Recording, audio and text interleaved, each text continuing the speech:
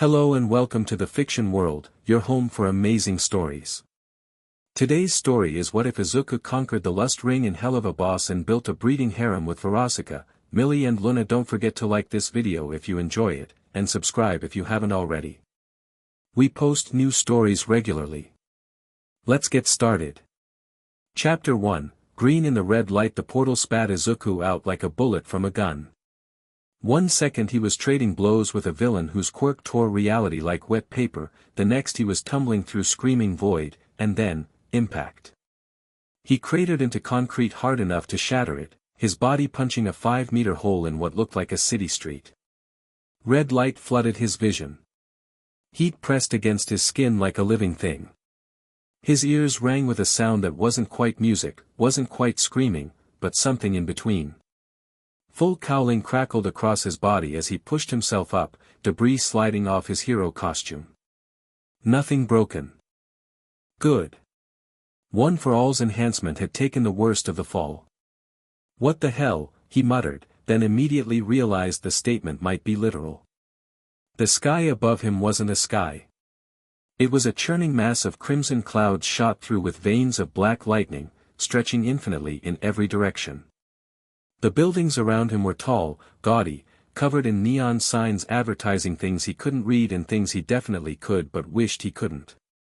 The air smelled like perfume and sulfur and something sweeter underneath that made his head swim if he focused on it too long. Demons. The street was full of them. Imps with red skin and horns, taller humanoid figures with features that ranged from almost human to definitely not, things that defied easy categorization. They'd all stopped whatever they were doing to stare at the crater. At him. Oi, one of the imps said, stepping forward. He had a cigarette dangling from his mouth and a knife in his hand. What the fuck are you supposed to be? Izuku's mind raced. Demons. Hell. Dimensional displacement. The villain's quirk must have, no, focus. Analyze later. Survive now. I'm not looking for trouble, he said, raising his hands. I just need to figure out where I am and, he's a living one, another demon shouted.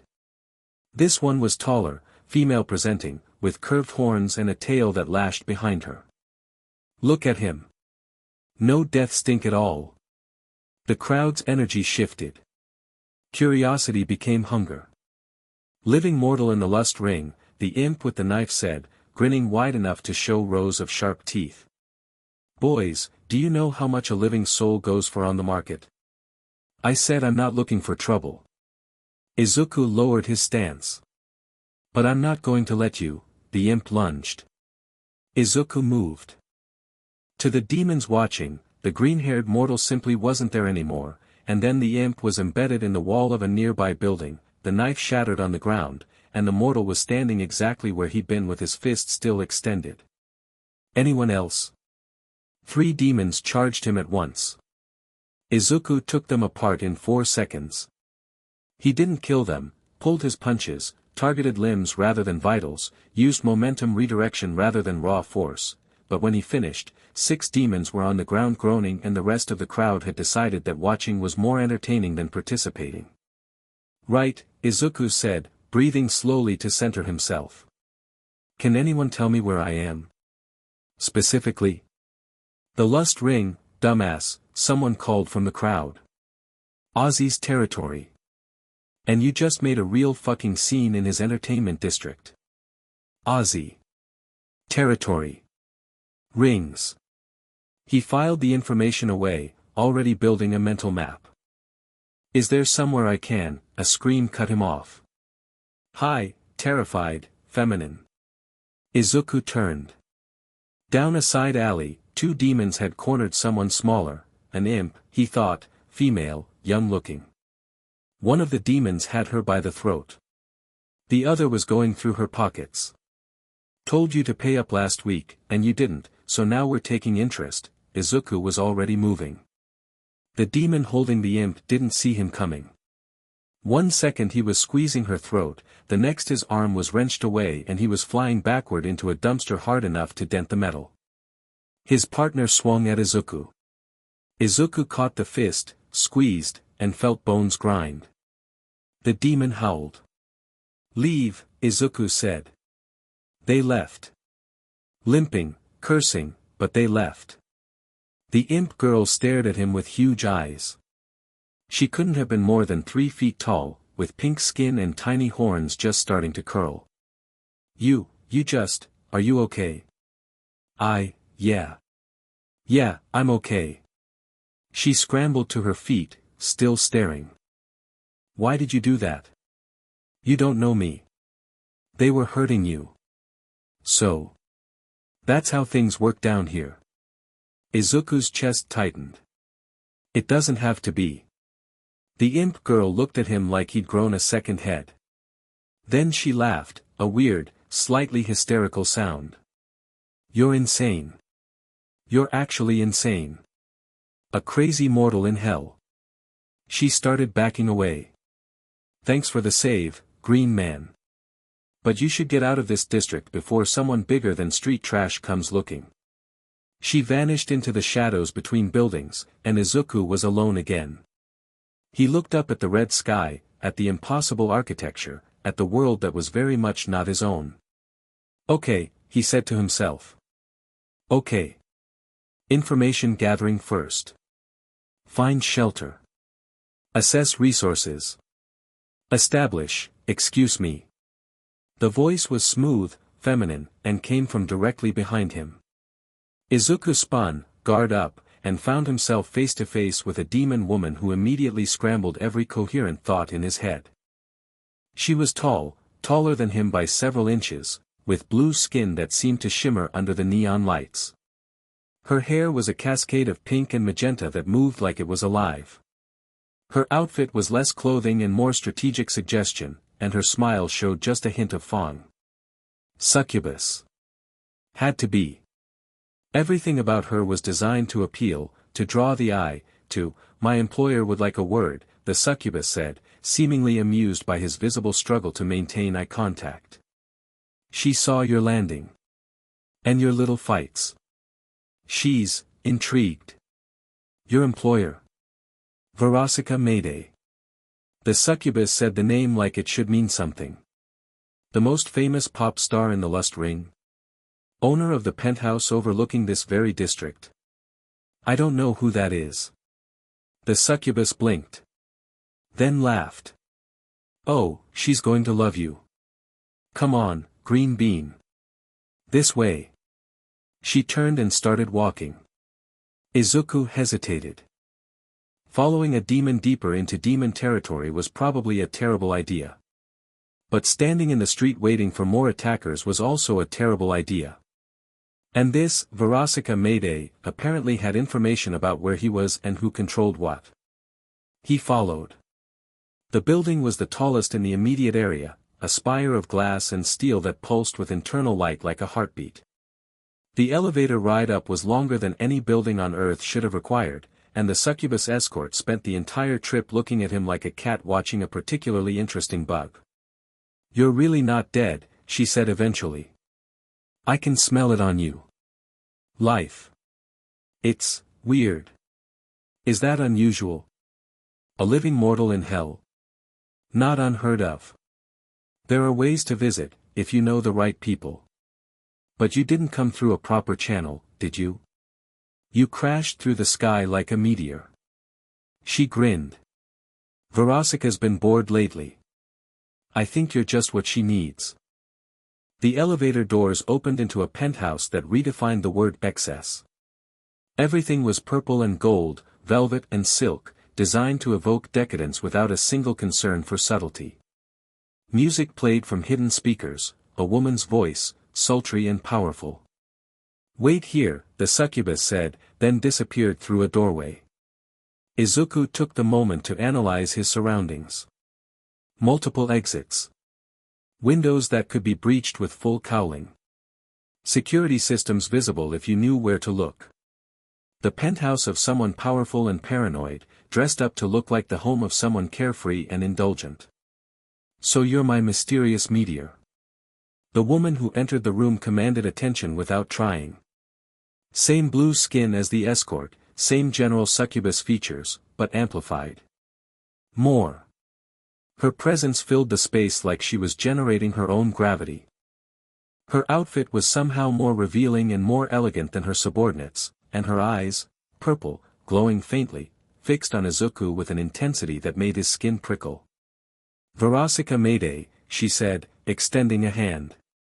"And you are?" "Izuku Midoriya." He shook her hand, careful to keep his grip controlled. "Thank you for the invitation. I think. Oh, it wasn't entirely altruistic. A living mortal crashes into my territory, beats up a bunch of idiots, and then saves some random imp from getting shaken down." She circled him slowly, appraising. "Either you're the dumbest thing to ever fall into hell, or you're interesting." "I'm hoping for interesting. I'm not trying to be either. I'm trying to figure out how to get home." Home being Earth? The mortal world? Something like that. Verosika completed her circuit and stood in front of him again, close enough that he could smell her perfume. It was doing things to his brain that made focusing difficult. "Well, Izuku Midoriya, I have some bad news for you. Getting out of hell isn't easy. It requires resources, connections, and permissions that a random crasher definitely doesn't have." She smiled, and it was equal parts sympathetic and predatory. "The good news is that I have all of those things. And I might be willing to share. For a price." "What kind of price?" "Nothing sinister." "Well, nothing too sinister." She laughed at his expression. "Relax, Greenie. I'm not going to eat your soul. That's such a cliché anyway. No, what I want is simpler. Entertainment. Utility. You see, being famous in hell is wonderful for the ego but terrible for the nerves. Everyone wants something from me. My rivals want me dead or discredited. My fans want pieces of me, sometimes literally. And my security staff are, frankly, incompetent. You want me to work security? I want someone who can actually fight to keep the psychos away from me at my shows. In exchange, I'll give you a place to stay, food, information about how hell works, and when you've earned enough goodwill, help finding a way back to wherever you came from." She extended her hand again. "Deal?" Izuku thought fast. He needed shelter. He needed information. He needed an ally in this world, someone who understood the systems he was trapped in. Verosika was powerful, he could feel it in the way reality seemed to bend slightly around her, and she was offering exactly what he needed. The only question was the price beneath the price. What did she really want? But that was a problem for later. Right now, he needed to secure his immediate survival. "Deal," he said, and shook her hand. Verosika's smile widened. "Perfect. Your first shift is tonight. I've got a concert at Ozzy's club in 6 hours. Try not to die before then." The concert was not what Izuku expected. He'd worked security before, hero agencies sometimes did event protection, but this was something else entirely. Ozzy's club was a massive amphitheater built into the side of a cliff, capable of holding thousands of demons, and every single one of them was screaming for Verosika. She was incredible. Izuku couldn't deny it.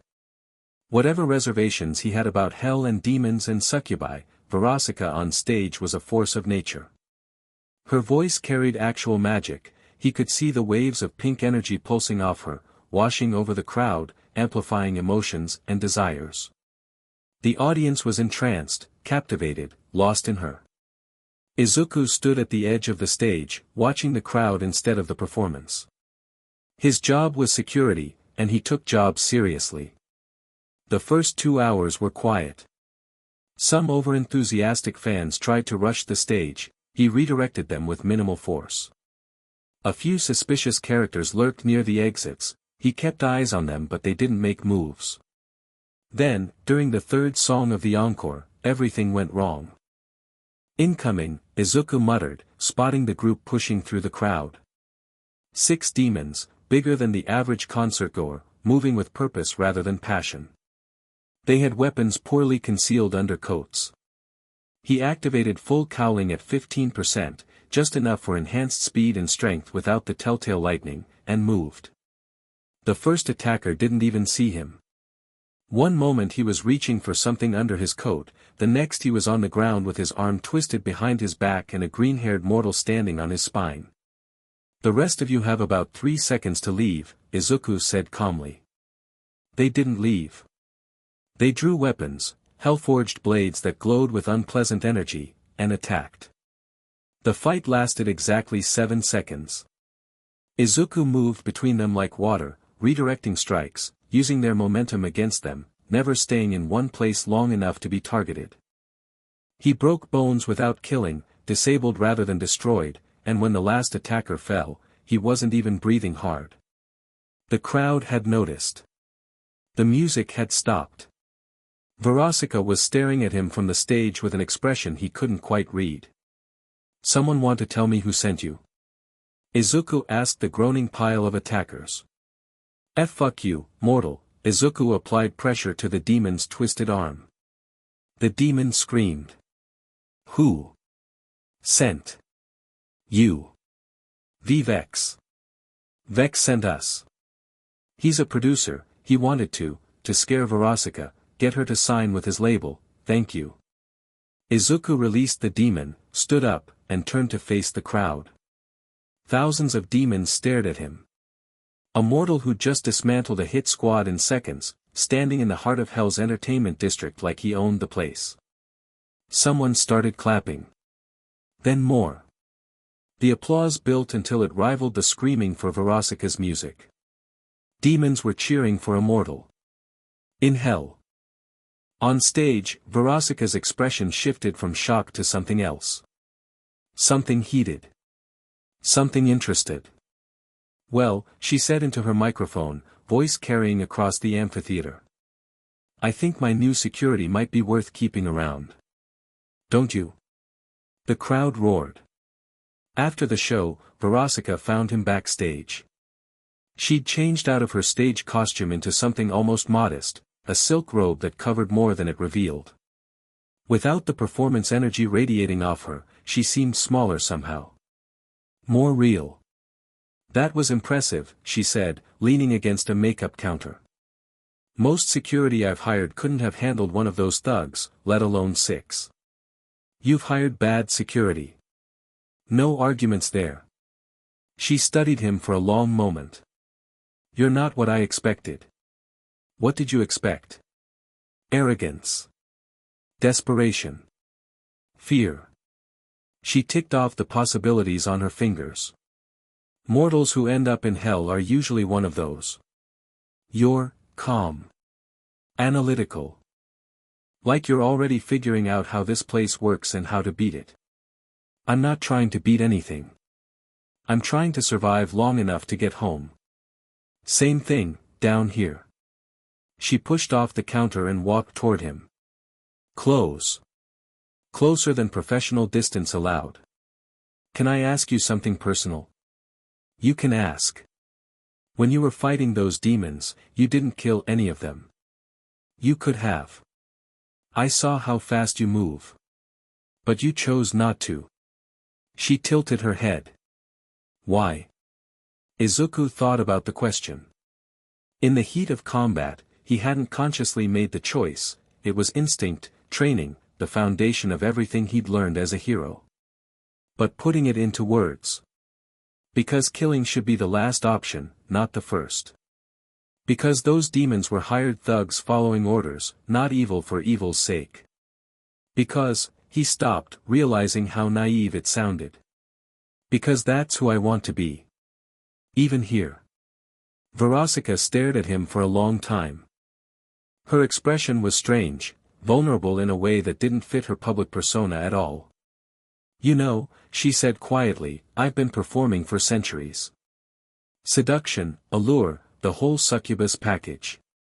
I know every trick to make someone want me.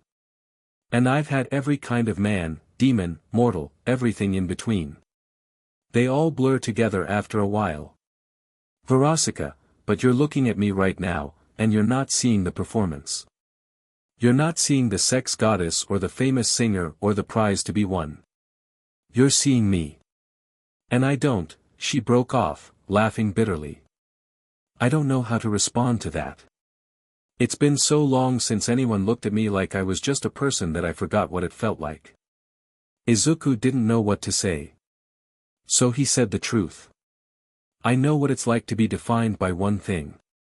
To have everyone look at you and see what you can do for them instead of who you are. He met her eyes. I was born without abilities in a world where abilities were everything. I was useless, worthless, a mistake. Until I wasn't. And even then, sometimes, people only saw the power. Not the person wielding it. How did you deal with it? I found people who saw me. The real me. And I held on to them. He smiled slightly. I'm guessing that's harder in hell. You have no idea. They stood in silence for a moment, the muffled roar of the departing crowd filtering through the walls. Then Verosika stepped back, some of her public mask sliding back into place, but not all of it. You should get some rest.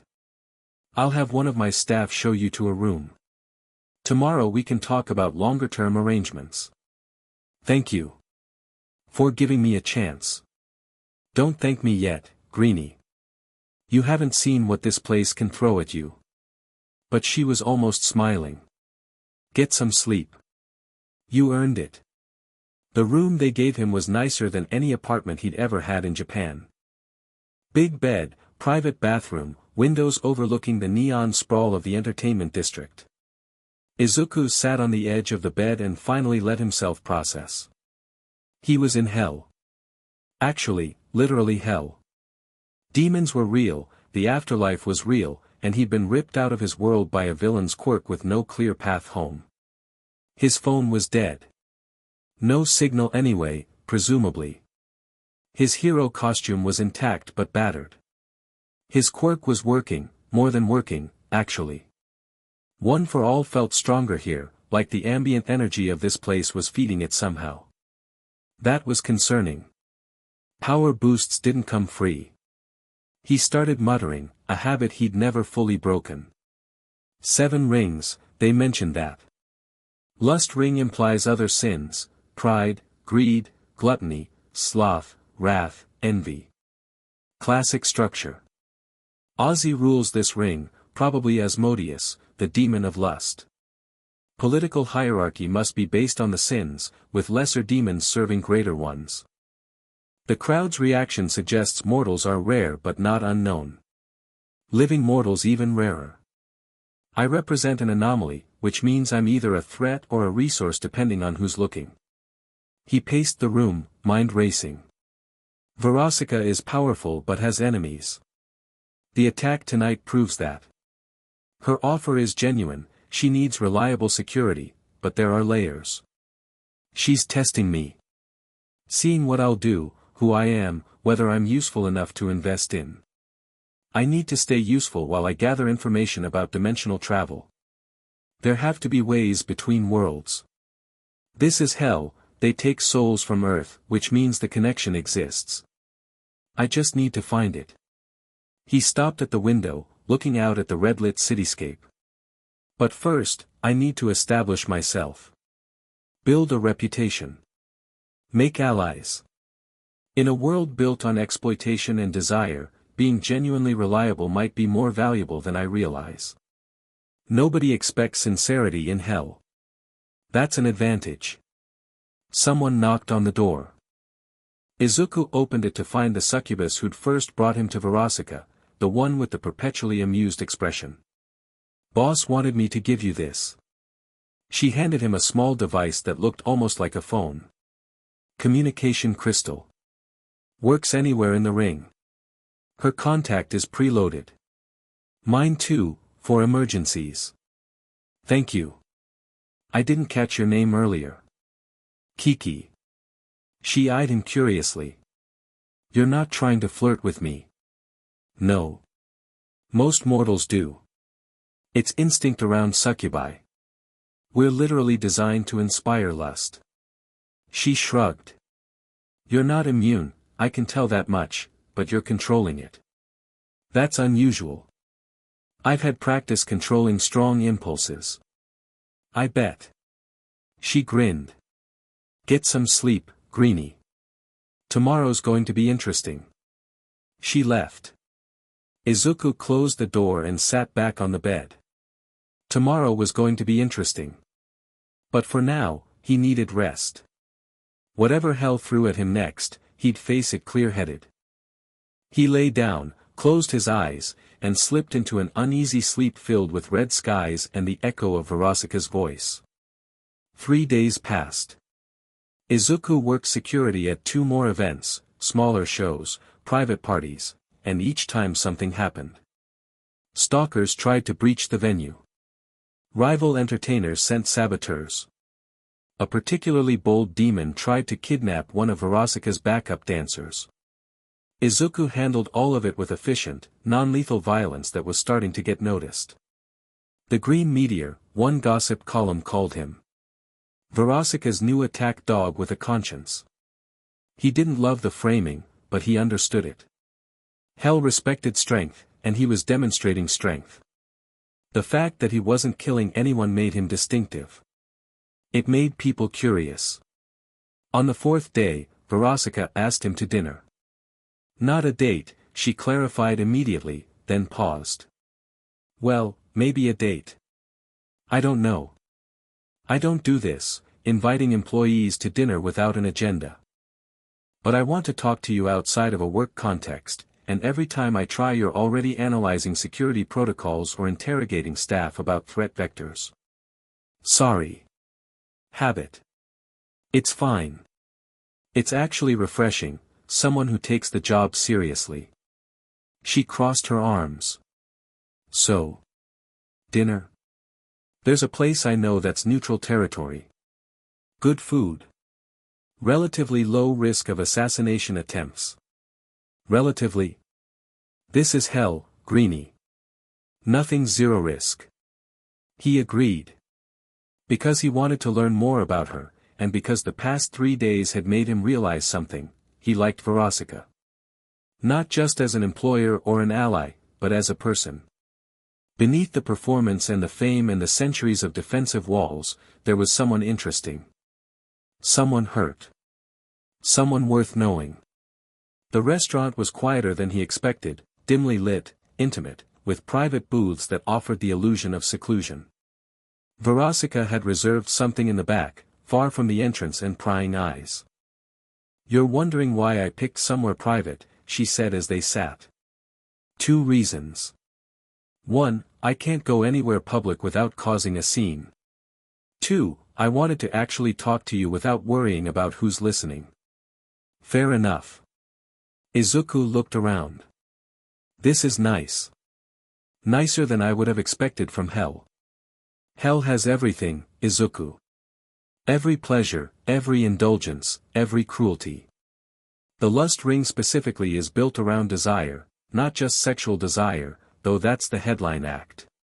Desire for comfort, for beauty, for connection. She smiled wryly.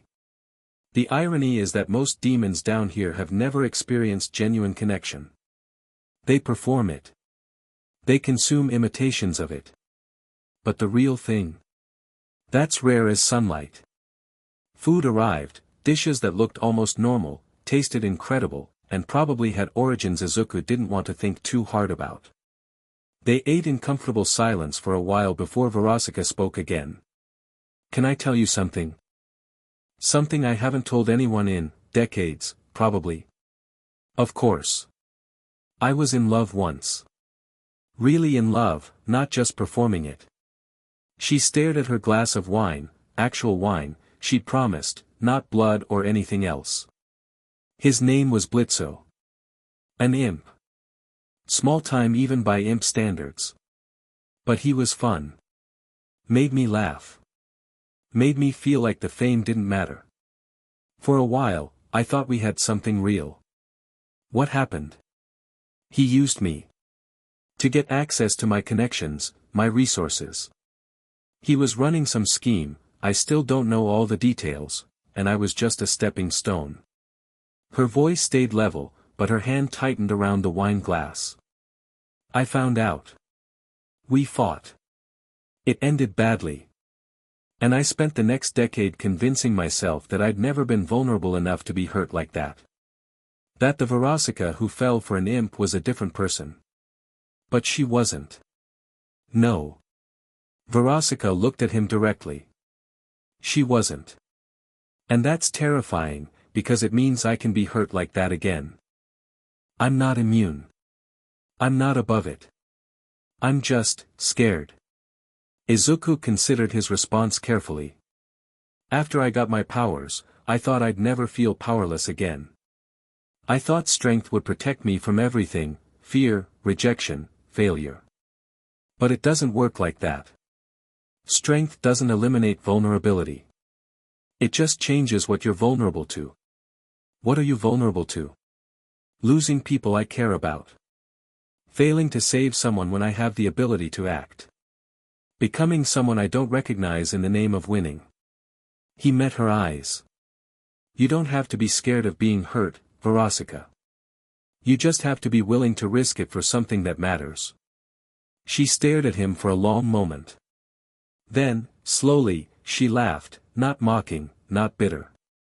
Real. You are insane, she said. In the best possible way. A mortal hero in hell, talking about vulnerability like it's a strength. It is a strength. The willingness to be hurt means you're still capable of genuine connection. The alternative is spending eternity safe and alone. When you put it that way. She trailed off, then seemed to make a decision. She stood, moved around the table, and sat next to him in the booth. Close. Her thigh pressed against his. I'm going to kiss you now, she said. And I need you to understand something, this isn't a seduction. This isn't a succubus playing a game. This is me, Verosika, wanting to kiss you because you make me feel something I haven't felt in a very long time. And what's that? Hope. She kissed him. It was softer than he expected. Gentle, almost tentative, nothing like the aggressive sensuality she projected on stage. Her hand came up to cup his jaw, and he felt the tremor in her fingers. She was nervous. A centuries-old succubus, nervous about kissing someone. Izuku kissed her back. Not aggressively, not passively, present. Attentive. Meeting her where she was. When they separated, Verosika's eyes were bright. Her mask had slipped entirely, and the woman underneath was beautiful in a way that had nothing to do with supernatural allure. That was. She laughed, slightly breathless. That was different. Good different. Very good different. She didn't move away. I'm not ready to rush this, Izuku. I know that sounds ridiculous coming from a demon of lust. But you're not a demon, and I don't want this to be like everything else. I want it to be real. Even if that means going slow. We can go as slow as you need. She leaned against him, head on his shoulder. They sat like that for a while, watching the low lights flicker and the distant shapes of other diners moving through the restaurant's shadows. You know, Verosika said eventually, I have enemies. People who'd use you to get to me, or who'd see you as a threat just for being associated with me. This thing between us, whatever it becomes, it's going to make your life in hell more complicated. My life in hell was already complicated the moment I crashed through the sky. Fair point. She smiled against his shoulder. Just, be careful, okay? I've lost people before. I don't want to lose you. I'll be careful, he promised. And I'll be strong. Strong enough that losing me isn't easy. That's very heroic of you. Force of habit. She laughed, and the sound was warm and real and human in a way hell seemed specifically designed to prevent. It was a good night. The next morning, someone tried to kill him. Izuku woke to the sound of breaking glass. He was out of bed and into full cowling before his conscious mind caught up, the crackling energy of one for all flooding his body as four figures dropped through the shattered window of his room. Demons. Armed. Professional looking. Stay still and this won't hurt, one of them said, raising what looked like a crystalline gun. The client wants you alive, but alive covers a lot of conditions. Izuku didn't respond with words. He moved. The first attacker went down to a black whip tendril that yanked him off his feet and slammed him into the ceiling. The second fired his crystal gun, a beam of red energy that Izuku sidestepped easily, before getting a one-for-all enhanced fist to the solar plexus that launched him back through the window. The third and fourth coordinated better, flanking him, trying to pin him between their attacks. One had claws that extended from her fingers, the other wielded a barbed chain that crackled with electricity. Izuku used float to launch himself straight up, bouncing off the ceiling, then came down between them with enough force to crater the floor. The shockwave knocked them both off their feet, and follow-up strikes put them down before they could recover. For attackers, 6 seconds. Not bad for just waking up. He checked the unconscious demons for identification, information, anything useful. Nothing. Professional cleaning. They were hired help, not motivated enemies. Verosika burst through the door seconds later, still in her sleep clothes, magic crackling around her hands. She took in the scene, Izuku standing, 4 demons down, and let out a sharp breath. Well, she said. Told you this would make your life complicated. Did you recognize any of them? No. But the gear looks Goetia made. High quality. Someone with real resources is interested in you. She stepped over an unconscious body to reach him, checking him for injuries with worried hands. Are you okay? Fine. I've had worse wake-up calls. This isn't funny, Izuku. I know. He caught her hands, held them. But panicking won't help. We need information. Someone hired these professionals to take me alive. That means I'm valuable to someone, and they want something from me. We need to find out who and why. Verosika took a breath, visibly forcing herself calm. I know people. Information brokers, underworld contacts. I can make inquiries. Do it. In the meantime, I'll see if our guests here can be persuaded to share who's paying their bills. The interrogation wasn't pleasant, but it was effective. Izuku didn't torture anyone. He didn't have to. One for All's presence, the raw, barely contained power radiating off him, was intimidating enough that when he asked questions in a calm, patient voice, most demons concluded that cooperation was the healthier option. The leader of the hit squad, once he regained consciousness, confirmed what Verosika had suspected. Contract came through a broker.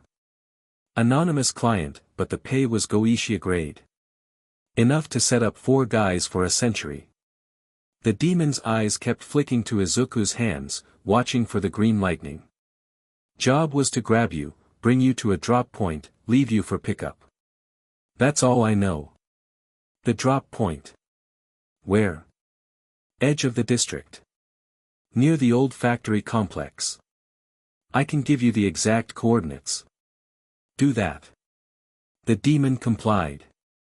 Izuku memorized the location, then let Verosika's actual security handle the cleanup. The attackers would be handed over to whatever passed for law enforcement in the Lust Ring, which mostly meant Ozzy's administrators would find them and release them, since the victim had survived and handled his own problems. The factory complex, Verosika said when they were alone. That's contested territory. A few different factions operate there, smugglers, unlicensed soul traders, the occasional rogue Goetia servant running schemes off the books. So the pickup could be anyone. Anyone with Goetia money and an interest in a powerful mortal anomaly. She frowned. I don't like this, Izuku. Someone's been watching you, planning this. They knew where you slept. Which means they either have sources close to you, or they've been tracking me independently. Neither option is comforting. Izuku considered the problem. He could wait, gather more information, try to identify the threat before it escalated. That was the cautious approach, the one that minimized immediate risk. But cautious approaches let enemies set the tempo.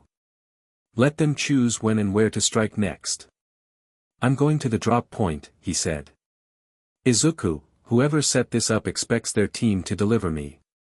When I don't show up, they'll know something went wrong. They'll adapt, adjust, maybe try again with a bigger force. Or, he met Verosika's eyes. I show up on my own terms. Let them think their plan worked. Get eyes on whoever's behind this. That's insane. You're walking into a trap. I'm walking into what they think is a trap. There's a difference. Verosika stared at him. He could see the arguments forming behind her eyes, all the sensible reasons why this was a terrible idea. Then she laughed, sharp and disbelieving. You really are a hero, aren't you? Running toward danger instead of away from it. She shook her head. Fine. But I'm not letting you go alone. I have contacts in that area, people who owe me favors. I'll have them watching, just in case. I appreciate that. Don't appreciate it too much. I have selfish reasons. She stepped close, cupped his face in her hands. You kissed me last night. I didn't get my hopes up for you to get killed the next day. So come back, okay? Come back, and we'll figure out who's stupid enough to target you. Together. Together, he agreed. The factory complex was exactly as grim as Izuku expected. Abandoned industrial buildings, rusting equipment, shadows that felt actively hostile. The kind of place where bad things happened and nobody asked questions. Perfect for a clandestine exchange. Izuku moved through the area at full stealth, Float keeping his footsteps silent, danger sense pinging every potential threat. The drop coordinates led to a central building, larger than the others, with multiple entry points and plenty of cover. A perfect ambush site. Which meant whoever was waiting inside knew what they were doing. He slipped through a high window, landing silently on a metal catwalk overlooking the main floor. 4 figures waited below. 3 were clearly hired muscle, armed, armored, watching the entrances. The 4th was different. Tall. Aristocratic bearing. Dressed in formal attire that looked absurdly out of place in an abandoned factory. Bird-like features, blue plumage, an aura of cold superiority. Izuku recognized the type if not the individual. This was nobility. Hell's upper class. A Goetia, or close to it. Late, the noble was saying, clearly annoyed. They should have arrived by now. Maybe the target was harder than expected, one of the guards offered. A mortal? Against 4 trained operatives with suppression equipment? Unlikely. The noble's eyes narrowed. Something's wrong. Increase perimeter watch. If the team failed, the target might have, he stopped. Looked up. Directly at Izuku. Ah, the noble said, and smiled. Or he might have decided to introduce himself personally. How proactive. Izuku dropped from the catwalk, landing in the center of the floor in a crouch that cracked the concrete. The guards raised weapons immediately, but the noble waved them down. Now. Let's not be hasty. Our guest came here voluntarily, which suggests he wants to talk. The noble studied Izuku with clinical interest. Izuku Midoriya, yes. The mortal anomaly. The green meteor. Verosika's new pet. I'm nobody's pet. And you are. Andrealphus. Prince of the Ars Goetia. Perhaps you've heard of me. Can't say I have. Something flickered in Andrealphus's expression, annoyance, quickly suppressed. No matter. You'll learn the name soon enough. I'm the reason you're here, after all. I'm the one who placed the bounty. Why? Because you're an irregularity, Mr. Midoriya. A tear in the fabric of my ring. You appeared from nowhere, possessed of ridiculous power, and immediately began disrupting the established order. Violence in the entertainment district. Alliances with Verosika Mayday. Rumors spreading about a mortal who fights like a geisha and shows mercy like a fool. None of that seems like your problem. Everything that happens in this ring is my problem, or could become my problem. I'm a prince, Mr. Midoriya. I have rivals, enemies, political considerations you can't begin to understand. And you, Andreolphus gestured dismissively. You're a variable I cannot control. Variables must be eliminated or acquired. Since elimination proved difficult, I thought we might discuss acquisition. You want to recruit me. I want to own you. There's a difference. Andreolphus smiled thinly. A mortal with your capabilities, under my direction. Invaluable. I'd give you resources, protection, purpose. In exchange, you'd serve my interests. Handle problems I'd rather not address publicly. Eliminate rivals too troublesome for conventional methods. So you want me to be an assassin? I want you to be useful. Izuku considered the offer for exactly half a second. No. Andreolphus's smile didn't waver. I wasn't really asking. The guards moved. They were fast, faster than the previous squad, better equipped, clearly geisha trained. Crystal weapons that hummed with binding magic. Armor that probably had defensive enchantments. Professional killers with centuries of experience. Izuku broke them in 15 seconds. He didn't hold back the way he had in the entertainment district. These weren't street thugs or misguided muscle, they were soldiers serving someone who'd explicitly threatened to enslave him. So he moved at 30% full cowling, black whip tendrils snapping out to disarm and immobilize, float giving him angles that made him almost impossible to track. When the last guard hit the ground, groaning and disarmed, Izuku stood in front of Andreolphus. I said no. For the first time, something like genuine emotion crossed Andreolphus's face. Not fear, not quite, but calculation rapidly adjusting to new data. Impressive, the prince said slowly. More impressive than the report suggested. You're not just strong, you're trained. Someone shaped that combat instinct. A lot of someone's. Yes. Andreolphus straightened his coat, seemingly unconcerned that his guards were incapacitated around him. Well, this is unfortunate. I'd hoped we could reach an arrangement. But since you've made your position clear. He raised a hand, and magic pulsed.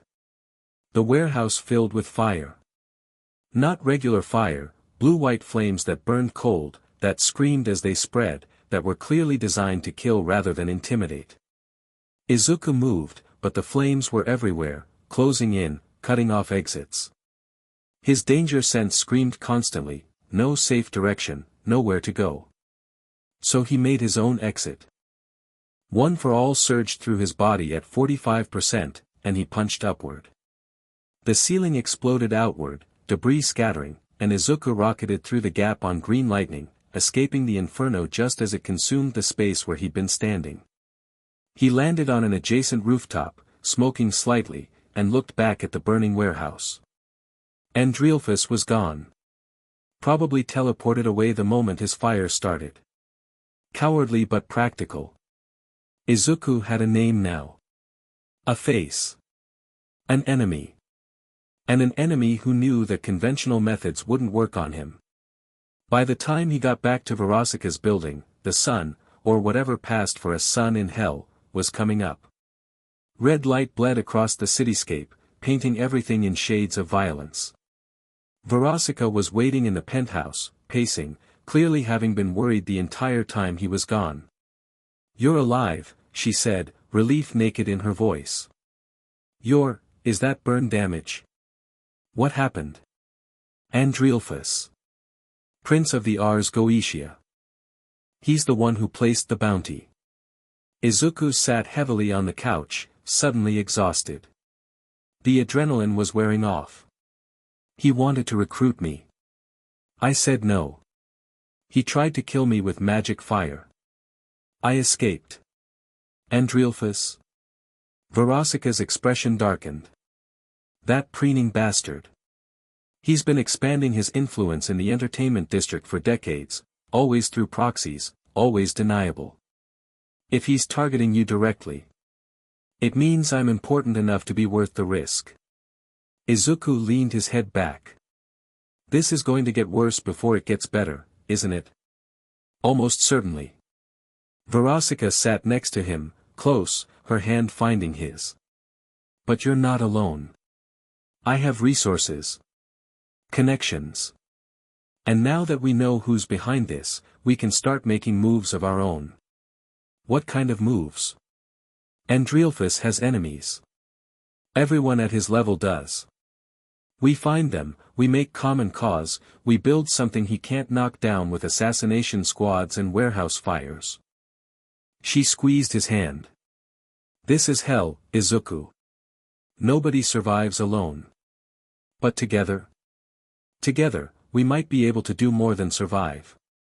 Izuku looked at her, this fierce, damaged, determined woman who'd offered him shelter when he had nothing and was now offering him an alliance against a prince of hell. Together, he agreed. She smiled, sharp and beautiful and dangerous. Then let's get to work. The message came 3 days later. Izuku had spent the time learning everything he could about Andreelphus, his businesses, his alliances, his feuds.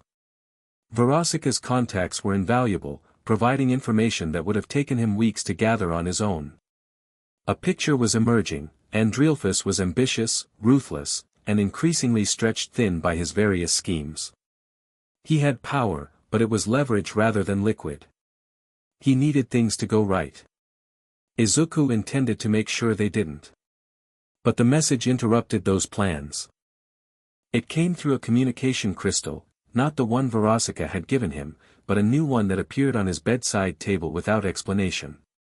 The message was simple, Izuku Midoriya. We have been contracted to kill you. Our employer is Andreelphus. As a professional courtesy, we're informing you in advance. We will arrive at Verosika Mayday's address in 6 hours. Signed, MP IMP. Izuku asked Verosika. What's that? Her expression was complicated. Immediate murder professionals. A small-time assassination company that operates out of the Greed Ring. They specialize in killing mortals, humans who escaped justice in life, usually. Hell's nobility hire them for deniable wet work. And you know them personally. Verosika's jaw tightened. Their boss is Blitzo. Izuku remembered the name. The imp who'd hurt her. The one she'd been in love with. This could be a problem, he said. Or an opportunity. Verosika's eyes were calculating. IMP. Isn't loyal to anyone except themselves. If Andreelphus hired them, it's because they're cheap and expendable, not because they'd die for his cause. They can be reasoned with. Or bought. You want me to make a counteroffer? I want us to make a counteroffer. But Izuku, she paused, something vulnerable creeping into her expression. Blitzo will be there. And seeing him it's complicated for me. I don't know how I'll react. Then don't come. I can handle this. No. I'm not hiding from him forever.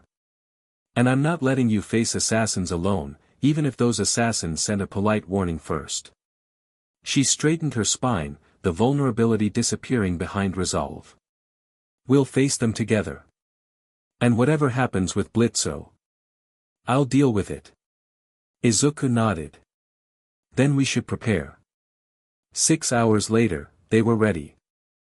Izuku had chosen the confrontation site carefully, a rooftop near Verosika's building, open enough that he couldn't be ambushed, elevated enough that he'd see anyone coming. Verosika stood beside him, her magic a coiled presence just beneath her skin, ready to be unleashed. They didn't have to wait long. The portal opened at exactly the promised time, a swirling ring of hellfire that deposited 4 figures onto the rooftop. The first was an imp, male, red skin, horns, wearing a ragged coat over what looked like tactical gear. He had the manic energy of someone who was always 3 seconds away from violence or a joke, possibly both. Blitzo. Had to be. The second was another imp, smaller, more nervous-looking.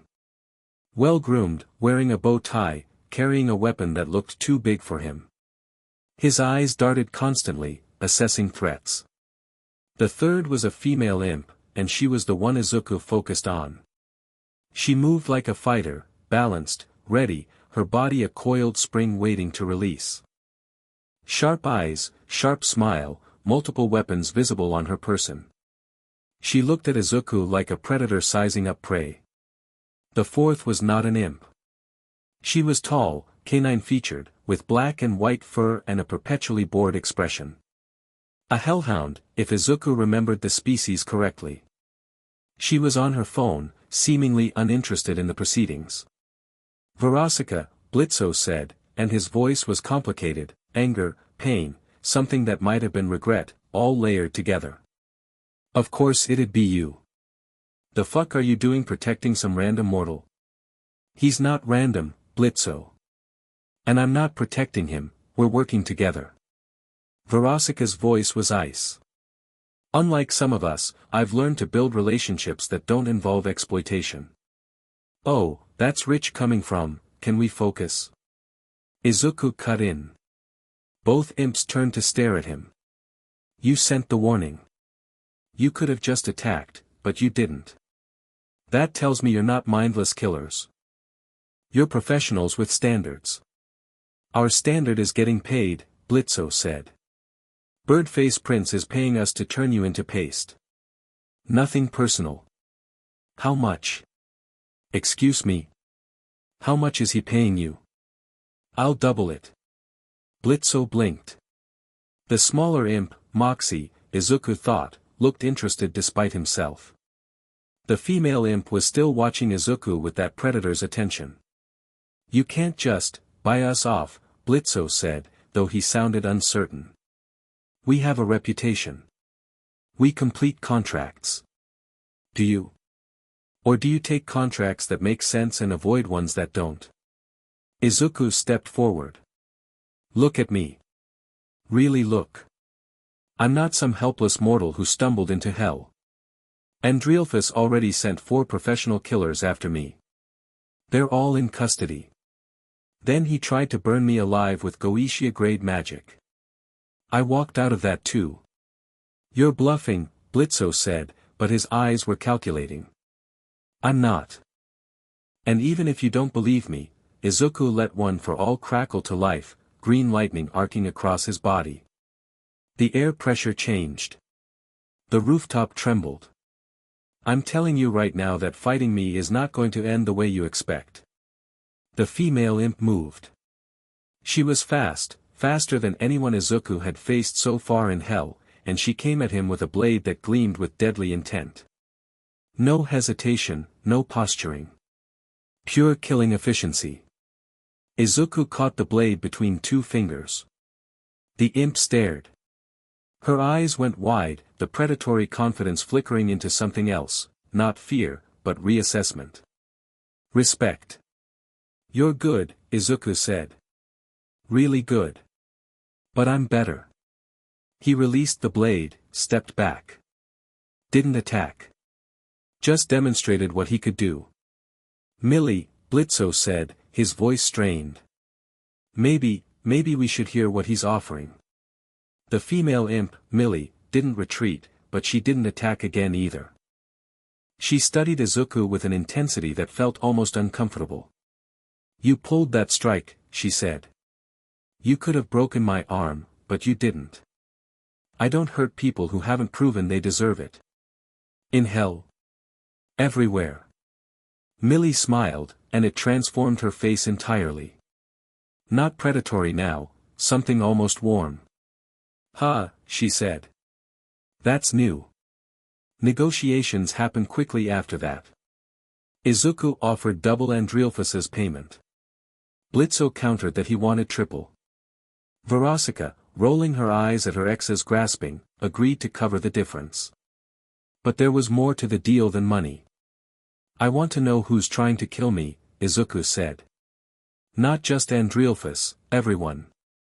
All the contracts on my head, all the bounties, all the interested parties. You're assassins. You hear things. I want that intelligence. That's extra, Blitzo said immediately. Fine. I'll also provide protection services for your company if you need them. Andrealphus hired you because you're cheap and expendable. When I humiliate him by turning you, he's going to want revenge. I'll make sure that revenge doesn't land. Blitzo chewed on that. You protect us. From a Goetia prince? I'd protect anyone who's on my side. The smaller imp, Moxie, spoke for the first time. Sir, this seems like a genuinely good deal. Better than working for someone who called us deniable assets in his own contract. Nobody asked you, Moxie. Actually, Millie said, I'm asking him. Mox is right. This mortal guy took me seriously as a fighter, didn't kill me when he could have, and is offering us money and protection. When's the last time a client did any of that? When's the last time a client wasn't a literal piece of shit, the hellhound added, not looking up from her phone. Oh wait, never, because our clients are all terrible. Loona, you're supposed to be on my side. I'm on the side of not dying, Blitzo. Have you seen what this guy can do? She finally looked up, meeting Izuku's eyes. Her gaze was sharp, assessing. He's dangerous. Probably the most dangerous thing I've seen since we started this stupid company. If he says he'll protect us, I'm inclined to take that deal over fighting him. Blitzo looked at his team. His employees. His family, Izuku realized, that's what they were, whatever else they pretended to be. Fine, Blitzo said. Fine. We take your stupid deal. Triple payment, intelligence sharing, protection services. But, he pointed a finger at Izuku. This doesn't make us friends. And if you hurt Verosika, Blitzo, Verosika said coldly. You don't get to play Protective X. You lost that right. I know. I know I did. But, Blitzo's expression cracked, just for a second. I still don't want to see you hurt. Even if I'm the asshole who hurt you first. Verosika didn't respond. But some of the ice in her eyes thawed, just slightly. We have a deal, Izuku said, extending his hand. No more assassination attempts. Intelligence sharing. Mutual protection. And if you need me for anything else, jobs that align with my ethics, I'm willing to discuss it. Blitzo shook his hand. His grip was firm, his expression grudging. Welcome to hell, Greenie. Try not to die. I'll do my best. After IMP left, portaling back to their base in the Greed Ring, Izuku and Verosika stood alone on the rooftop. That went better than I expected, Verosika admitted. You okay? Seeing him again? She considered the question. It hurt.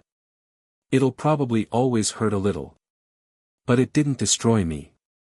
And I didn't destroy him, which was tempting. She smiled wryly. Progress, I guess. Progress is good. Yeah. She moved closer, sliding her arm through his. You know what else is good? Watching you grab Millie's blade out of the air like it was nothing. That was, extremely attractive. Izuku felt heat creep up his neck. I was just demonstrating how ridiculously powerful you are, yes. Very sexy. She grinned at his discomfort. Relax, Greenie. I'm not jumping you right now. But I am saying, for the record, that my interest in you is not decreasing. I appreciate that.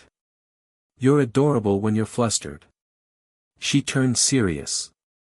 But really, Izuku. Thank you. For handling Blitzo with respect instead of violence. For giving me the chance to face him without it turning into a bloodbath. That meant a lot. I meant what I said. I don't hurt people who don't deserve it. And Blitzo, he's an asshole, clearly. But he also clearly cares about his team. That's not nothing. No, Verosika agreed softly. It's not. They stood in silence for a moment, watching Hell's red sun climb higher in the sky. So, Izuku said eventually. We have an enemy prince, a new set of reluctant allies, and a whole lot of problems to solve. Where do we start? Verosika's smile was sharp. We start by making Andrealphus regret ever learning your name. Deep beneath the lust ring, in a place where the walls between dimensions had worn thin, something stirred. The tear that had deposited Izuku Midoriya into hell was not closing. It was growing, slowly, almost imperceptibly, but growing nonetheless. The energy that pulsed from the mortal's strange power was feeding it, stabilizing it, transforming it from a random wound into something more structured. Something more permanent. And through that growing tear, things were beginning to look back. Not demons. Not mortals. Something else. Something older. The lust ring's monitors and sensors were not designed to detect this kind of incursion. They watched for Goetia betrayals, for mortal infiltrations, for the standard threats that hell understood. They did not watch for things that existed between. In the darkness of the tier, something that was not quite an eye opened. And it began to wait. Chapter 2, What Burns Beneath. Izuku woke to the smell of expensive coffee and the sound of Verosika singing in the shower. 3 weeks in hell, and he was starting to develop routines.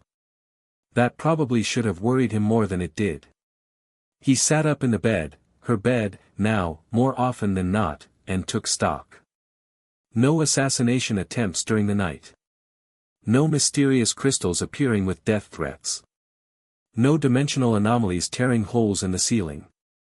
By hell standards, that qualified as a good morning. The shower cut off, and a few minutes later Verosika emerged in a silk robe, toweling her hair dry. She looked softer like this, without the stage makeup and the performance energy. More real. You're staring, she said, not sounding bothered by it. You're worth staring at. Flatterer. But she smiled, crossing to the bed and dropping onto it next to him. Sleep okay? Better than I should, probably. I keep expecting to wake up back home and find out this was all some kind of fever dream.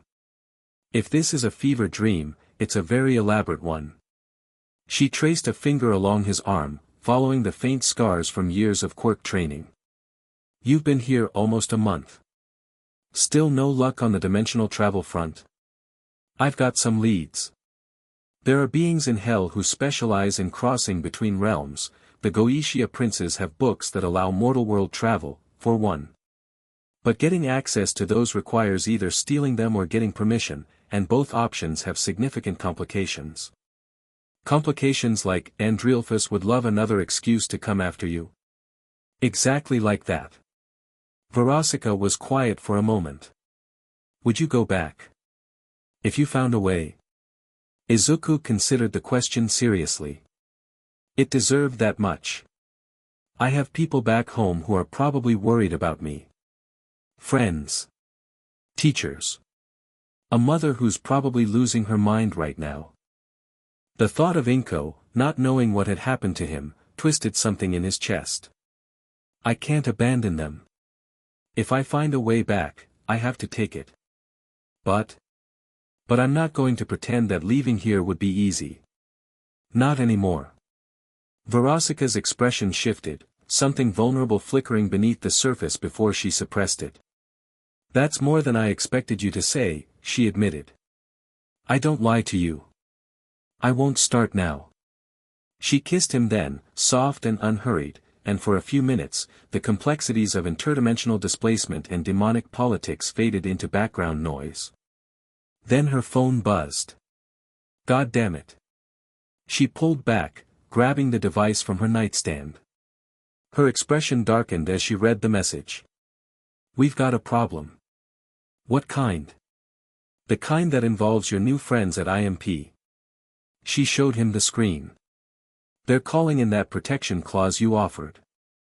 Apparently someone's been hitting their operations, stealing equipment, threatening their imp employees, spreading rumors that they've gone soft. Classic intimidation campaign. Andreelphus? That would be my guess. He's pissed that you flipped them, and he's taking it out on the easier target. Verosika stood, the silk robe swirling around her legs. We need to respond. If we let him push IMP around without consequences, it signals that our alliances don't mean anything. Izuku was already getting out of bed, reaching for his hero costume. Then let's show him they mean something. IMP headquarters was exactly what Izuku had expected and somehow also nothing like it. The building in the Greed Ring looked like it had been a warehouse at some point, converted into office space with more enthusiasm than budget. The sign out front, "Immediate Murder Professionals, will kill anyone, for you," was slightly crooked. The interior was cluttered with mismatched furniture, weapons racks, and what appeared to be multiple holes in the walls from past disagreements. Blitzo greeted them at the door with his characteristic lack of subtlety. About fucking time. Do you know what these assholes have been doing? They slashed the tires on our van. Our van, Verosika. Do you know how hard it is to get a van in hell? I'm sure it's very traumatic, Verosika said dryly. Can we come in, or are you going to yell at us in the doorway? Blitzo stepped aside, still ranting about the van as they entered. The rest of the team was gathered in what passed for a conference room. Moxie was examining a damaged piece of equipment with obvious frustration. Millie was sharpening a knife, looking less distressed than her husband but no less dangerous. Loona was at her desk, scrolling through her phone, but her ears were perked forward in a way that suggested she was paying more attention than she wanted to admit. So, Izuku said, cutting through Blitzo's ongoing tirade. Walk me through what's been happening. Moxie stepped forward, grateful for someone focused on solutions. It started about a week after we declined to complete the Andreelphus contract. Small things at first, vandalism, minor thefts. We wrote it off as random hell chaos. But it escalated. How? Our supplier cut us off. Said he'd received pressure from above to stop doing business with us. 2 of our regular clients cancelled contracts, citing concerns about our reliability. And yesterday, Moxie's voice tightened. Yesterday, Millie was attacked. Izuku's attention sharpened. He looked at Millie, who was still methodically sharpening her knife. Attacked how? 3 demons. Professional looking. Jumped me on my way back from a solo job. She didn't look up from her work. I handled them, but they got some good hits in. And before I put the last one down, he gave me a message. What message? Now she looked up, meeting Izuku's eyes with a smile that was all teeth. Tell the mortal this is just the beginning. Andreelphus sends his regards. The room was quiet for a moment. Then Izuku nodded slowly. Okay. Then we need to send a message back. They spent the next hour mapping out Andreelphus's operations in the Greed and Lust rings. The prince, it turned out, had fingers in a lot of pies. Protection rackets. Entertainment venues that competed with Verosika's shows. A slice of the weapons trade. Several information brokering operations that paid him tribute. Nothing illegal by Hell's standards, which meant nothing was illegal by Hell's standards, but plenty of soft targets. We can't hit his core operations, Verosika said, studying the map they'd spread across IMP's table. Those are guarded by actual Goetia-level protection. But his peripheral interests? The ones that just pay him tribute? Those are vulnerable. You want to starve him out, Izuku said. I want to make it expensive to keep this up. Every day he spends resources harassing us is a day he's not earning from his other investments. If we can flip that equation, make the harassment cost more than it's worth, he'll back off. Or escalate, Blitzo pointed out. Birdface isn't exactly known for reasonable threat assessment. Then we need to be ready for escalation. But we start with the economic pressure. Verosika tapped a point on the map. This protection racket here, he's squeezing businesses in the entertainment district. Small-time operators who can't afford to say no. If we offer them alternative protection, we cut into his revenue and build goodwill at the same time, Izuku finished. I like it. It also puts targets on our backs, Moxie said carefully. Anyone who takes our protection becomes a potential hostage. Leverage. Then we don't offer protection we can't deliver. Izuku stood, looking at the assembled group. Here's what I'm thinking. We split into teams. Verosika works the political angle, talking to the business owners, making deals, being the public face of the alternative. Blitzo and his team handle intelligence. I want to know where Andreelphus's enforcers are, when they move, what their patterns are. And I. You're the hammer, Millie said, still smiling that sharp smile. When things get violent, you hit back. Essentially, yes. I want in on that. Moxie made a sound of protest, but Millie cut him off with a look. Mox, I love you, but those assholes put hands on me. I'm not sitting in the office while someone else handles payback. She stood, moving to stand next to Izuku. Besides, Green Bean here could use backup. Even he can't be everywhere at once. Izuku looked at her, really looked. She was small by human standards, compact and lethal, with an energy that reminded him of some of the more intense heroes he'd trained with. There was no fear in her eyes when she met his gaze. Just eagerness. Can you follow orders? He asked. Can you give good ones? I try. Then we'll see. Her smile softened slightly. But I have a feeling we'll work well together. The first enforcement action happened that night. Intelligence from Blitzo's network identified an Andreelphus collection team making rounds in the entertainment district. 6 demons, moderately armed, shaking down club owners for tribute payments. Izuku and Millie intercepted them in an alley behind a struggling jazz club. Evening, Izuku said, stepping out of the shadows. Green lightning crackled across his shoulders, casting the alley in eerie light. I hear you're collecting for Andreelphus. The lead demon, a hulking figure with ram's horns and a permanent sneer, laughed. You're the mortal. The one who thinks he can play in the big leagues. He cracked his knuckles. Boss said you might show up. Also said we'd get a bonus for bringing him your head. How much of a bonus? Enough. Interesting. Izuku tilted his head. Counteroffer, you walk away right now, find new employment, and don't come back to this district. Nobody gets hurt. The demon laughed again. And why would we do that? Millie stepped out of the shadows behind them, twirling a battle axe that was nearly as tall as she was. Because there's 2 of us, she said cheerfully. And you really don't want to find out what happens when we stop talking. The demons attacked. Izuku moved first, intercepting the 3 coming at him with a burst of full cowling speed. The lead demon's punch passed through empty air as Izuku ducked under it, drove a fist into his solar plexus, and then used Black Whip to yank his legs out from under him. 2 down before they even registered he'd moved. Behind him, he heard the sound of Millie engaging, metal on metal, bodies hitting walls, her laughter rising above the chaos. The 3rd demon facing Izuku tried to draw a weapon.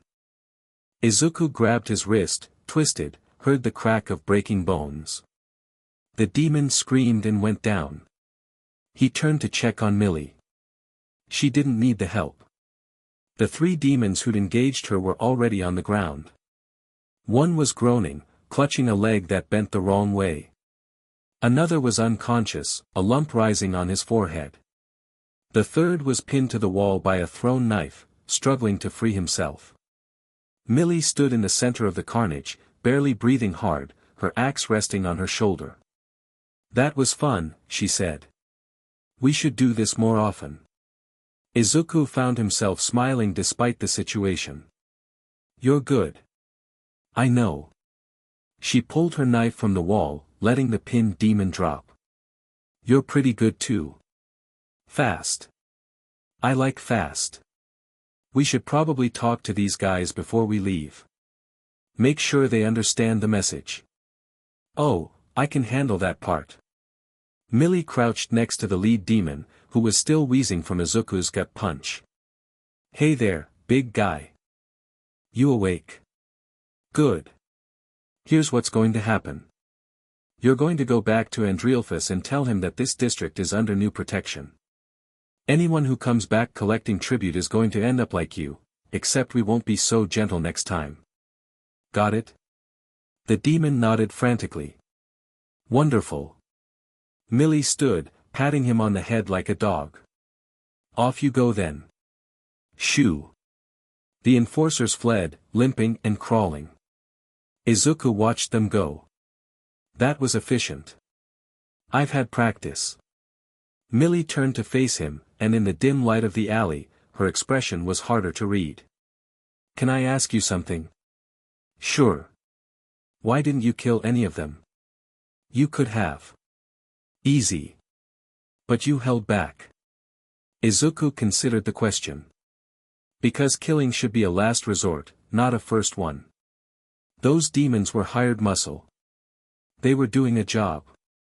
If I kill everyone who's just doing their job, I'm not a protector, I'm a tyrant. Even in hell. Especially in hell. He met her eyes. This place doesn't have to run on cruelty and fear. That's a choice. I'm making a different one. Millie was quiet for a long moment. Then she laughed, not mocking, but surprised. You know, I've been killing people for money for longer than you've been alive. Never once questioned it. It's hell. It's what we do. She sheathed her knife, still looking at him with that odd expression. But you make me wonder if there's another way. And that's weird. Weird good or weird bad? Jury's still out. She started walking toward the alley exit. Come on, Green Bean. We've got more stops to make. They hit 3 more collection teams that night. Word spread fast. By the time the sun came up, everyone in the entertainment district knew that Andrealphus's tribute operations had been shattered in a single evening. The businesses he'd been squeezing were suddenly unafraid to talk, to Verosika's agents, to each other, to anyone who'd listen. The mortal called Deku was protecting them now. And nobody who'd gone up against him had walked away intact. Izuku crashed at Verosika's penthouse around dawn, exhausted but satisfied. Millie had gone home to Moxie, though she'd made him promise they'd do this again soon.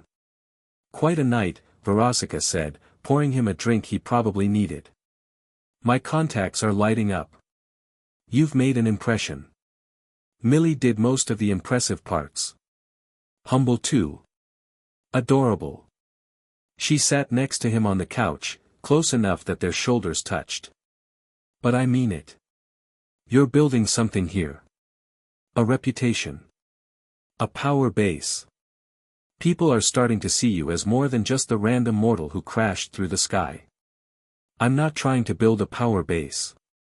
I'm trying to keep people safe. In hell, those things are the same. She took his hand, threading her fingers through his. You can't protect anyone without power. And power, here, means respect, which means fear, which means being willing to use force when necessary. You're threading the needle so far, but it's going to get harder. I know. Do you? She turned to face him fully. Andrealphus isn't going to let this stand. You humiliated his enforcers, disrupted his revenue, and made him look weak. He's going to escalate. And the next escalation won't be collection teams and intimidation. It'll be something designed to hurt you specifically. Then we'll deal with that when it comes. We. She raised an eyebrow. You're including me in your we now. Haven't I been? Verosika was quiet for a moment. Then she leaned in and kissed him, not soft this time, not gentle. There was hunger in it, and desperation, and something else that felt a lot like fear. I don't want to lose you, she said against his lips. I know that's stupid. I know you might leave anyway, might find a way home and never look back. But I don't want to lose you before then. Not to Andreolphus. Not to anything. You won't. You can't promise that. I can promise I'll do everything in my power to make it true. He cupped her face in his hands, making her meet his eyes. I'm not easy to kill, Verosika. I've been fighting for my life since I was 14 years old. I've faced things that should have destroyed me and walked away stronger. I'm not going to let some bird-faced aristocrat take me out. She laughed, watery but real. There's the confidence I like to see. I learn from the best. Flatterer. But she was smiling now. Come on. You need sleep. Real sleep, not hero brain still processing sleep. Will you stay? Where else would I go? They went to bed together, and this time there was no pretense of anything else. She pressed against him, skin to skin, and when he kissed her, she responded with an intensity that threatened to overwhelm his exhaustion entirely. I want you, she breathed. All of you. Right now. Verosika, I know I said slow. I know I said I wanted this to be different. Her hands were moving, exploring, demanding. But I'm done waiting. Life in hell is short and violent, and I'm not spending another night wondering what you feel like. Izuku stopped thinking and started acting. He rolled her beneath him, and her gasp of surprise transformed into a moan as he kissed down her throat. She was responsive to everything, every touch, every pressure, every shift of his weight. Succubus senses, probably.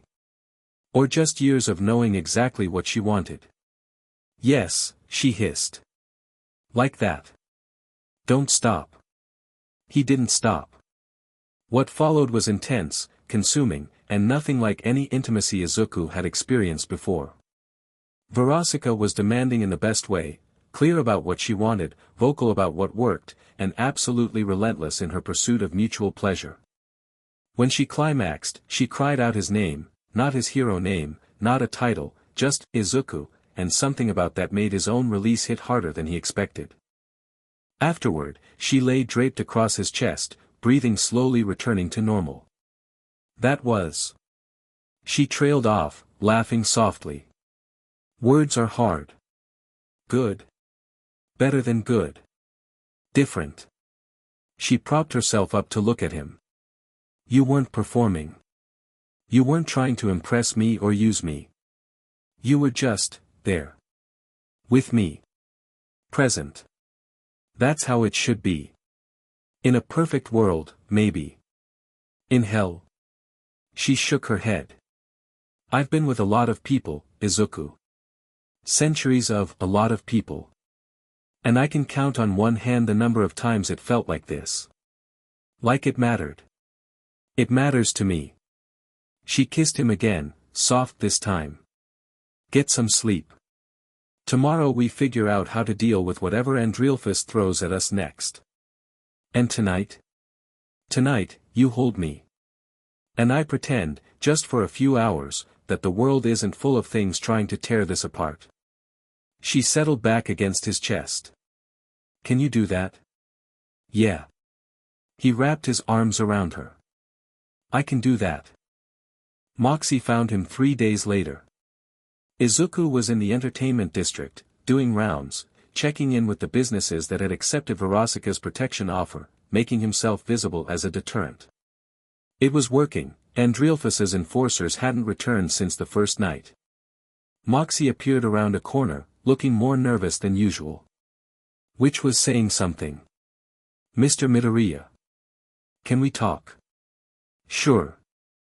Izuku fell into step beside the smaller imp. Something wrong? Not wrong, exactly. Just complicated. Moxie's hands were fidgeting with his bow tie.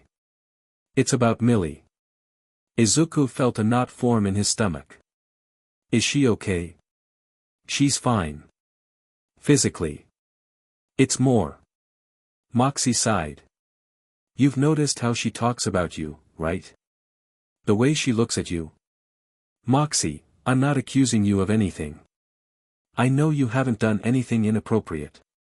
You're painfully honorable like that. Moxie's voice was strained. But Millie has been different since you two started working together. More, alive, I guess. She talks about you constantly. About your missions, your philosophy, the way you fight. It's like she's found something she didn't know she was missing. I'm sorry if, let me finish. Moxie stopped walking, turning to face Izuku directly. I've been married to Millie for years. I know her better than anyone. And I know that she loves me, really loves me, not just the idea of me. But I also know that there's a part of her that I've never been able to reach. The warrior part. The part that lives for combat and violence and being pushed to her limits. Izuku stayed silent, sensing that Moxie needed to get this out. I'm not a warrior. I'm good with guns, sure. I can hold my own in a fight. But I'm not. I'm not like you. I'm not like her. Moxie's voice cracked slightly. I can't give her what you can. And I see her coming home from missions with you, vibrating with energy, more satisfied than I've seen her in years. And I know, that if I try to compete with that, I'll just push her away. Moxie, I would never, I'm not asking you to stay away from her. Moxie met his eyes, and there was more steel there than Izuku had expected. I'm asking you to be honest with me. Do you have feelings for my wife? The question hung in the air. Izuku could have lied. Could have denied. Could have made this easier for everyone. But he'd promised himself he wouldn't lie in hell. I respect her, he said carefully. I enjoy working with her. I find her compelling. But I haven't acted on anything, and I wouldn't, not without what? Moxie's voice was quiet. My permission. Without everyone involved being clear about what they want. You included. Moxie was silent for a long moment. Then he laughed, not happily, but not bitterly either. You know what's funny? I came here expecting to threaten you. Tell you to stay away from her or else. The whole jealous husband routine. He shook his head. But talking to you, it's hard to stay angry. You're so goddamn reasonable. It's infuriating. I'm not trying to be infuriating. I know. That makes it worse. Moxie started walking again, and Izuku followed. I need to think about this. About what I want. About what Millie wants. About whether I'm strong enough to accept something that might be better for her even if it's scary for me. You don't have to accept anything, Moxie. Whatever Millie and I might, whatever might happen, you're her husband. That means something. It does. But it doesn't mean I own her. Moxie's jaw tightened. She's not a possession to be kept. She's a person. A wonderful, terrifying, bloodthirsty person who chose to be with me for reasons I still don't fully understand. And if she chooses to expand that choice, then maybe that's her right. That's very mature. It's very hell. Moxie's laugh was darker this time. Down here, you learn that holding on too tight just makes people want to escape. The best relationships are the ones where everyone stays because they want to, not because they have to. They walked in silence for a while longer. When they parted, Moxie gave Izuku a long, measuring look. Don't hurt her, he said finally. That's not a threat. It's a request. She's been hurt enough by people who were supposed to care about her. If you're going to be in her life, in whatever capacity, don't add to that. I won't. Moxie nodded once, then disappeared into the crowd. Izuku stood alone in the middle of the entertainment district, more uncertain than he'd been since arriving in hell. Millie came to him that night. She didn't knock, didn't announce herself. She just appeared in the training room Verosika had set up for him, watching him work through combat forms with the intensity of a predator observing prey. Moxie talked to you, she said. It wasn't a question. Izuku lowered his fists, letting one for all's glow fade. He did. What did he say? That he loves you. That he doesn't want to lose you. That he sees something between us and he's trying to figure out how to handle it. And what did you say? That I respect you. That I enjoy working with you. That I find you compelling. He met her eyes. That I wouldn't do anything without everyone being clear about what they want. Millie crossed the room in quick strides, stopping right in front of him. Close enough that he could feel the heat of her body. I know what I want, she said. I've known since the first night we fought together. When you grabbed my blade out of the air and looked at me like I was worth taking seriously. Millie, Moxie and I talked too. Last night, after he decided to go talk to you. Her expression was fierce. He's scared. I get that. But he's not saying no. He's saying he needs time to adjust, and he needs to know that this isn't about me leaving him. Is it?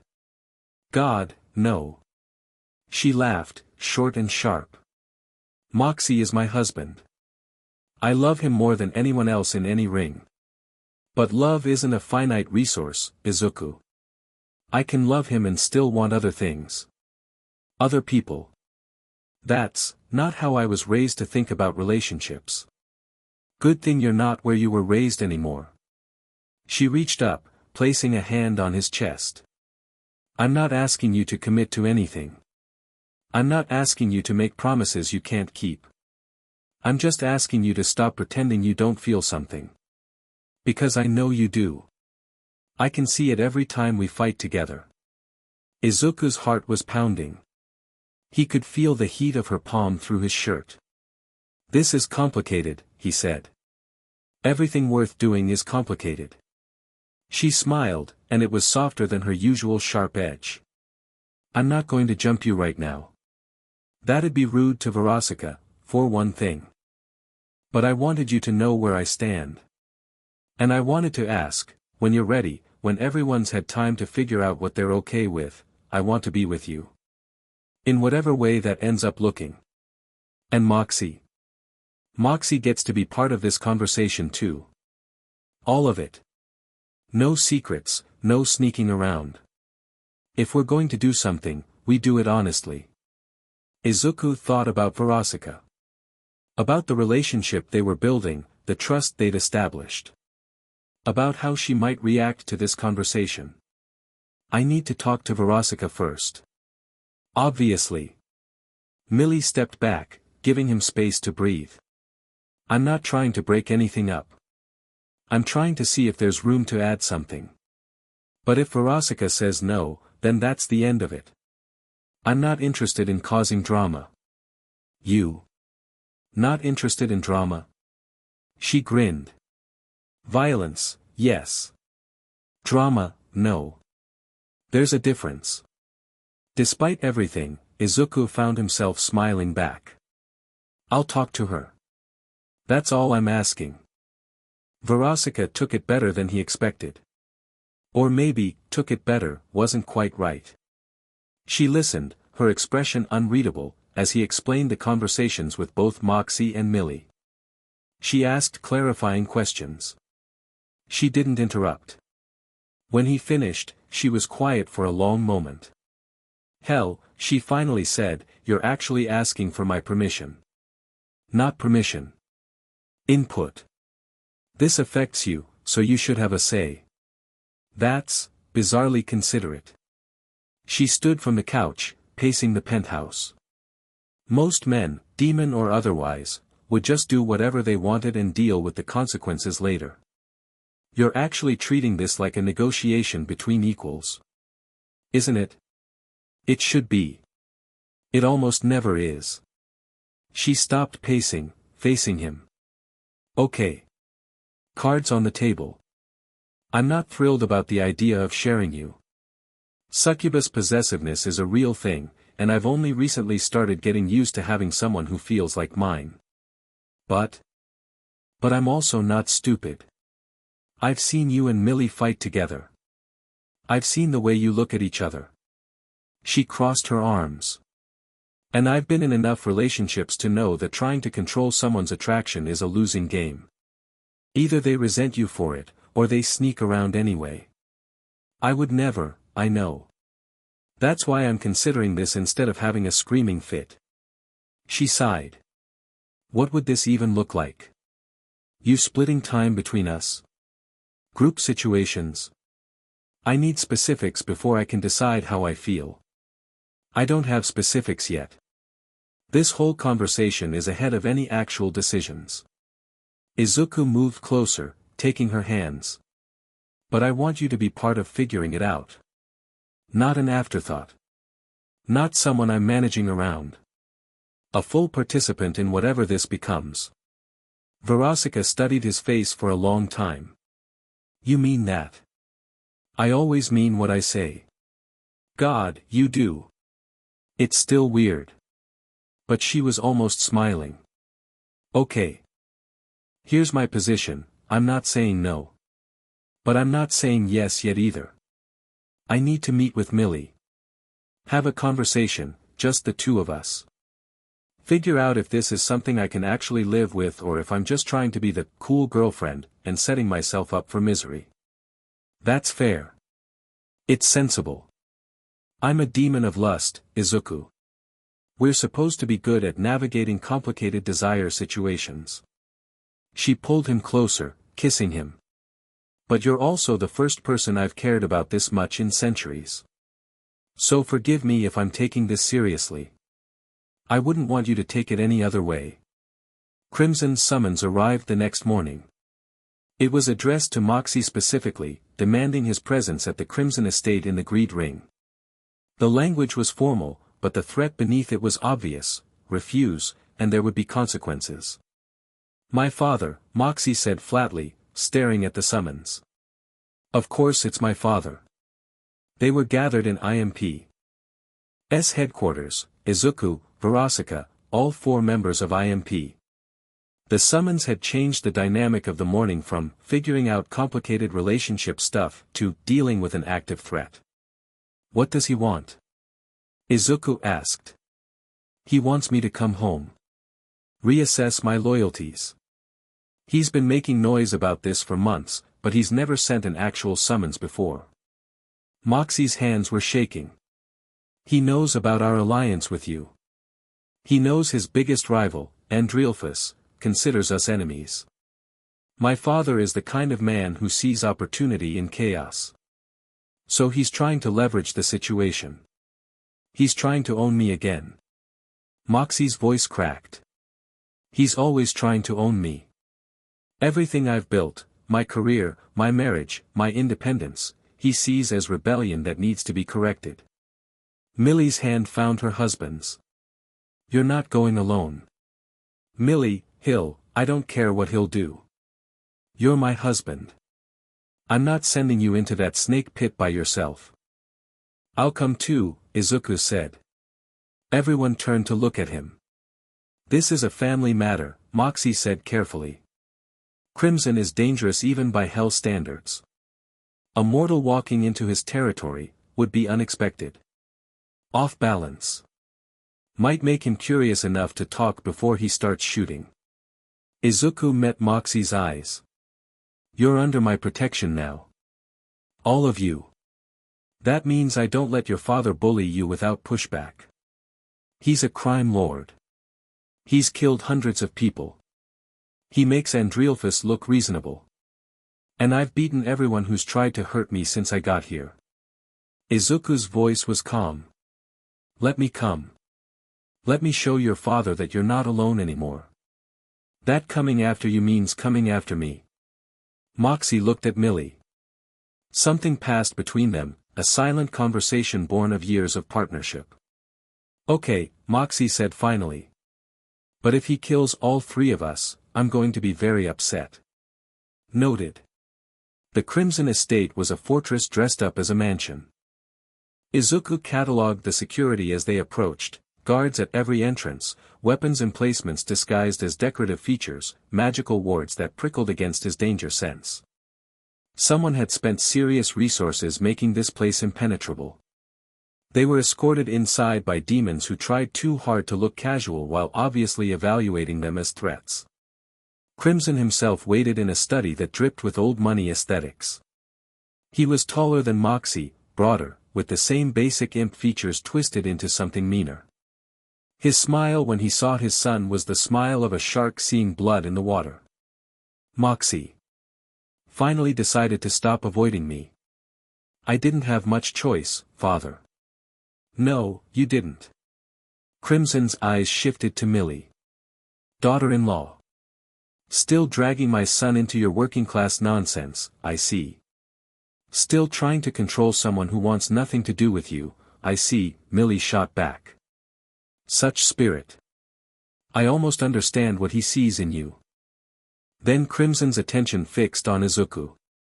And you must be the mortal. The green meteor. The one who's been causing so much trouble for my business associates. Andreelphus isn't your associate. He's your rival. Crimson's expression flickered with something like respect. Direct. I appreciate that. You're right, Andreelphus and I are competitors, not allies. But we have common interests. Namely, you. What interest could you possibly have in me? The same interest I have in any powerful asset. Acquisition. Crimson gestured to a chair. Sit. Let's talk like civilized beings. Izuku didn't sit. Neither did Millie or Moxie. I'm not interested in being acquired. Everyone says that before they hear the offer. Crimson leaned back in his own chair. You're building something in the Lust Ring.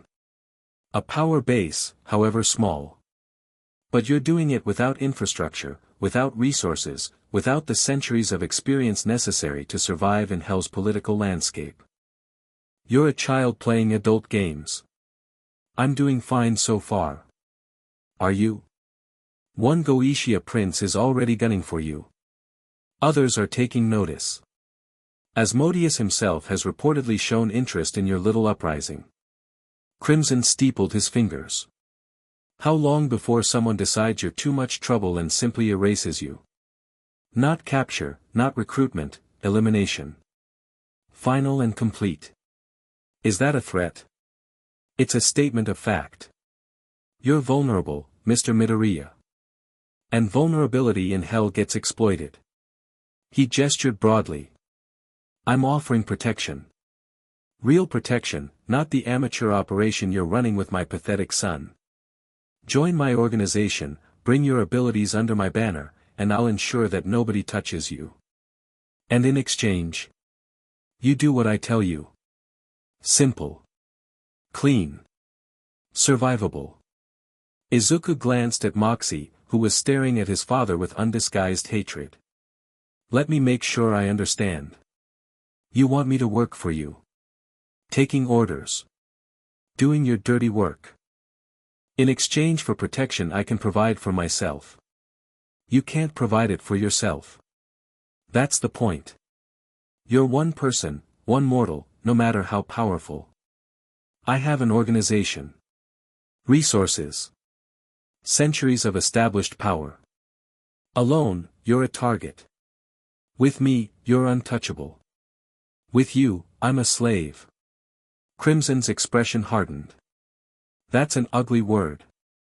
It's an accurate one. Izuku stepped forward, and Crimson's guards tensed. You're not offering partnership. You're offering ownership. Just like you tried to own Moxie. Just like you try to own everyone who comes near you. I'm offering pragmatism. You're too idealistic to see it. Maybe. But I'd rather be idealistic and free than pragmatic and collared. Izuku met Crimson's eyes. Here's my counteroffer, leave Moxie alone. Stop the summons, stop the pressure, stop trying to drag him back into your orbit. In exchange, I won't burn your operation to the ground. The room went very quiet. You're threatening me, Crimson said slowly. In my own home. Surrounded by my people. I'm making a statement.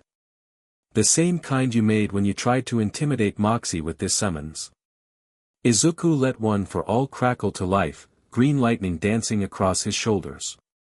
You think because you have an organization that you're untouchable. But organizations are made of people. And people can be beaten. I know, I've been doing it since I got here. You arrogant little. Crimson's hand moved toward a concealed weapon. He was fast, crime lord reflexes, centuries of violence. Izuku was faster. He crossed the room in a blur, one for all singing through his body. Before Crimson could draw, Izuku had him pinned against the back of his chair, one hand around his throat, the other holding his gun hand immobile. The guards moved, but Millie was already among them, blade flashing, bodies falling. She wasn't killing, just disabling, and she did it with such efficiency that the fight was over before it really started. Here's how this is going to go, Izuku said quietly, his face inches from Crimson's. You're going to let us leave. You're going to stop harassing your son. And you're going to tell Andrealphus that his common interest strategy isn't going to work, because I'm not for sale. And if I don't, then I'll come back. And next time, I won't just pin you to a chair. Izuku let a fraction more of one for all's power flow through him. The chair cracked under the pressure. Do you understand? Crimson's eyes were wide, but something moved behind them, calculation, reassessment. I understand, he said. Good. Izuku released him, stepping back. Moxie. Millie. We're leaving. They walked out of the Crimson estate without looking back. The aftermath was complex.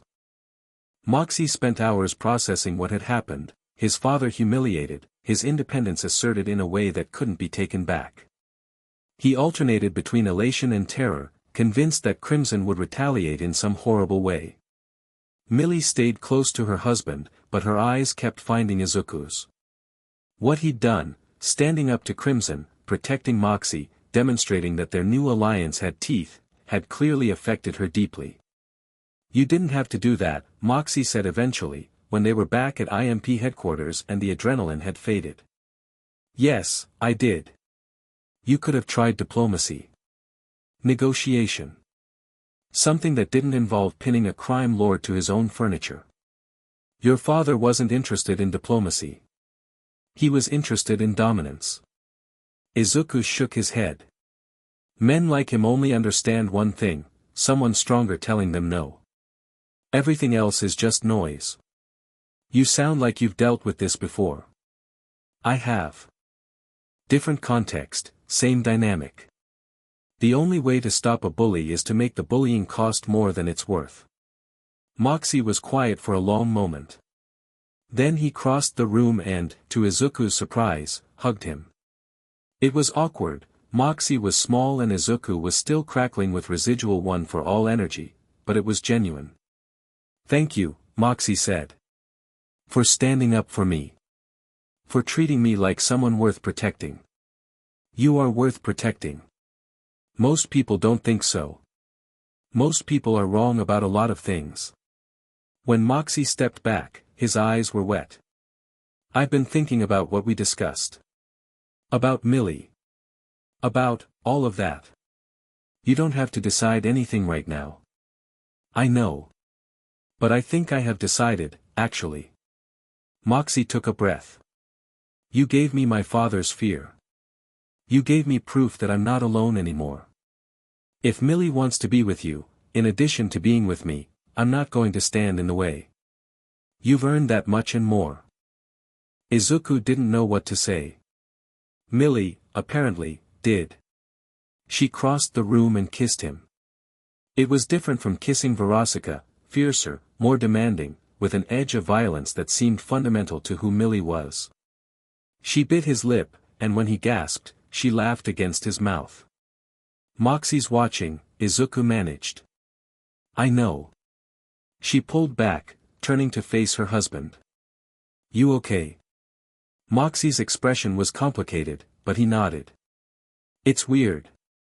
But okay. Mostly okay. Mostly is a start. Mostly is the best anyone gets in hell.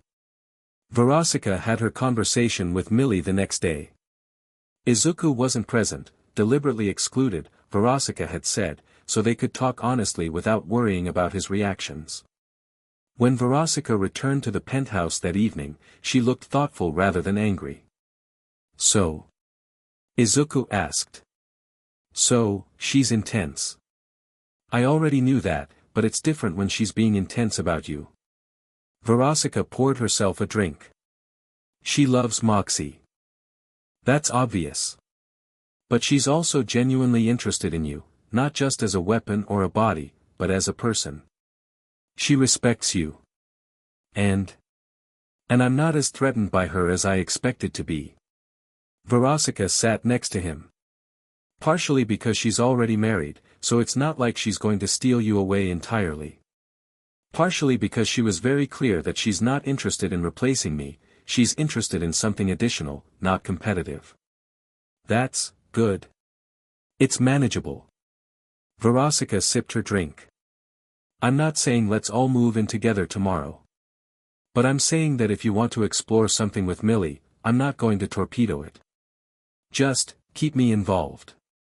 Keep me informed. Don't make me feel like I'm being pushed out." "Never."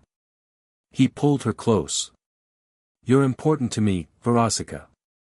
Not just physically, everything. You gave me a chance when I was a stranger. You trusted me when you had no reason to. That means something. It better." She kissed him, and for a while, complicated relationship dynamics faded into simpler desires. The attack came 2 nights later. Not from Andrealphus, he was still regrouping after the enforcement team's destruction. Not from Crimson, he'd apparently decided that caution was the better part of valor after being pinned to his own chair. From something else entirely. Izuku was on patrol in the entertainment district when his danger sense screamed. Not the usual alert, this was something different. Deeper. Wronger. Like his brain was trying to warn him about something it didn't have words for. He spun, one for all crackling to life, and saw nothing. The street was empty. The buildings were quiet. Everything looked normal. But something was very, very wrong. The air felt heavy. Thick. Like something was pressing against reality from the other side. Then, in the middle of the street, space tore. It wasn't like the portal that had brought him to hell, that had been violent, chaotic, a wound in the universe. This was, controlled. Deliberate. A perfect circular opening that showed nothing but darkness inside. And from that darkness, something emerged. It was hard to look at. Not because it was ugly, because looking at it made Izuku's mind slide off, refusing to fully process what he was seeing. Angles that didn't connect. Surfaces that seemed to move even when they were still. Eyes, maybe, or something that served the same function. Whatever it wasn't a demon. Izuku had seen enough demons by now to know the difference. This was something else. Something from outside. The creature moved toward him, and where it passed, reality became uncertain. The street flickered.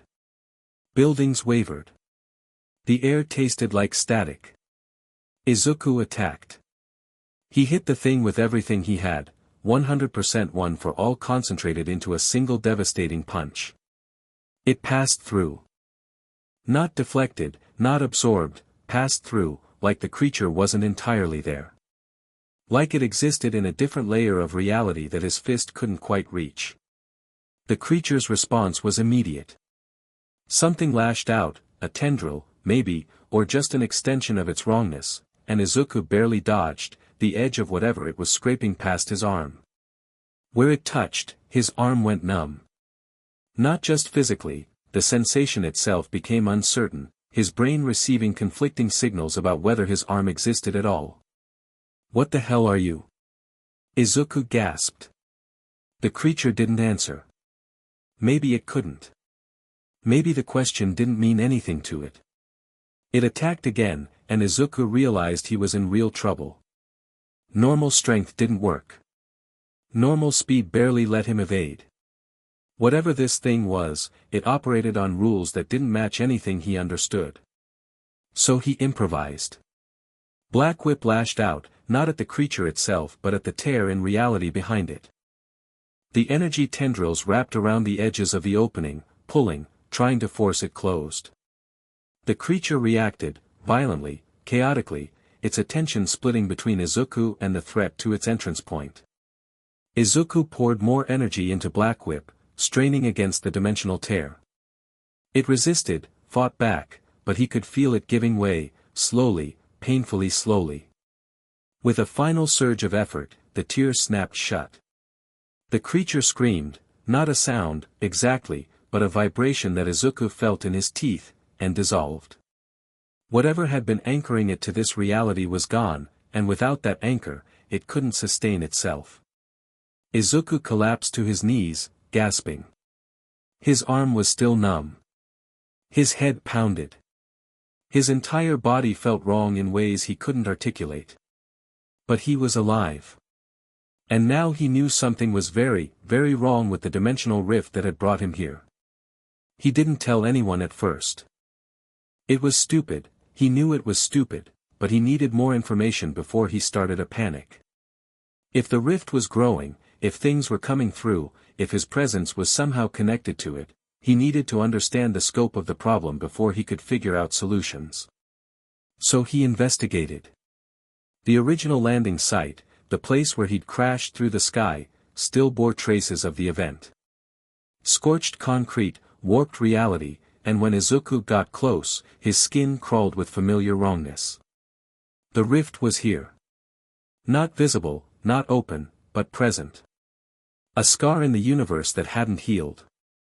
And it was getting bigger. Izuku could feel it.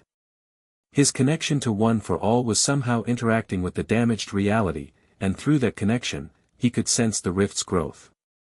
Slow but steady, like a wound that kept opening instead of closing. Eventually, it would tear wide open. And when it did, more of those creatures would come through. Maybe worse things.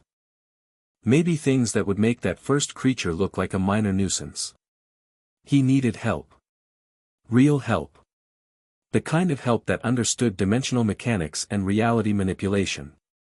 Which meant he needed to talk to people he'd been avoiding. You want to see who? Verosika asked incredulously. Stolas. The Goetia prince. Blitzo told me he has expertise in dimensional matters. The grimoire that lets IMP access the mortal world is based on his magic. Stolas is. Verosika searched for words. Complicated. Powerful. Also, he's obsessed with Blitzo, which makes any interaction with him weird by default. I need someone who understands how dimensions work. The rift that brought me here, it's not stable. Things are coming through. If I don't find a way to fix it, the Lust Ring is going to have bigger problems than Andrealphus. Verosika's expression shifted from skeptical to concerned. How long have you known about this? Since 2 nights ago. I was attacked by something that wasn't a demon.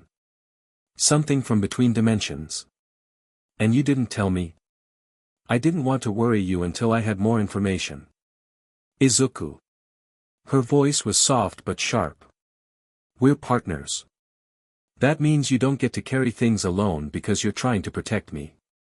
That means you tell me when reality-eating monsters are showing up. You're right. I'm sorry.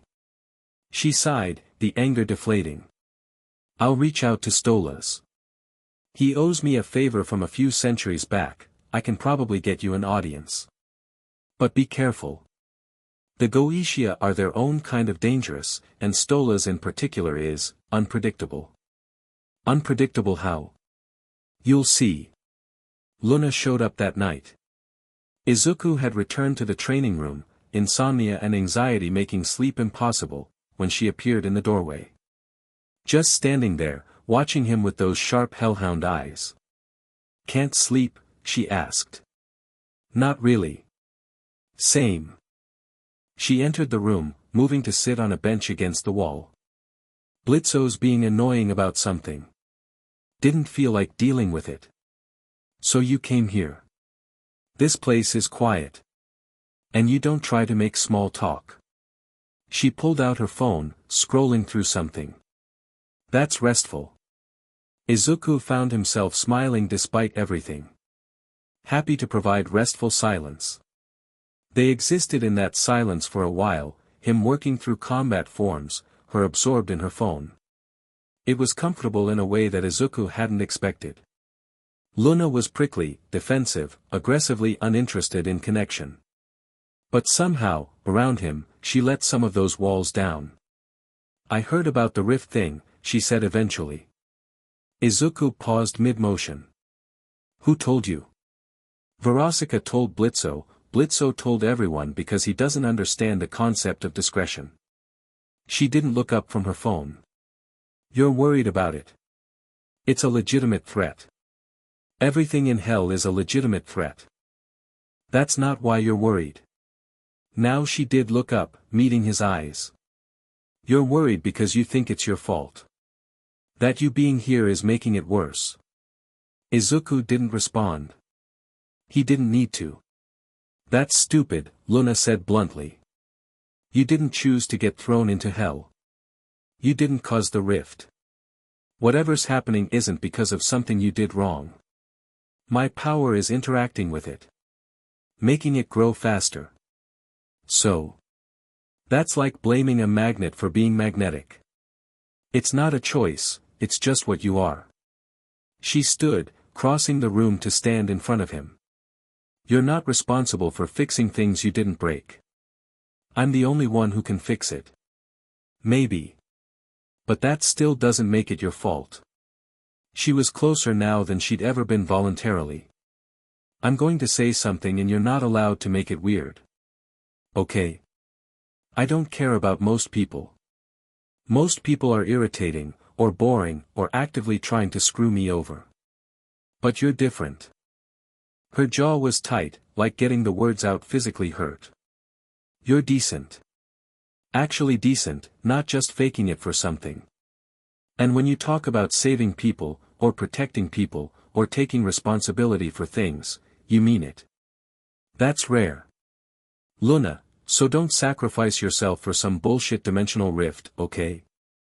Don't decide that the only solution is throwing yourself into the void because you feel guilty about existing.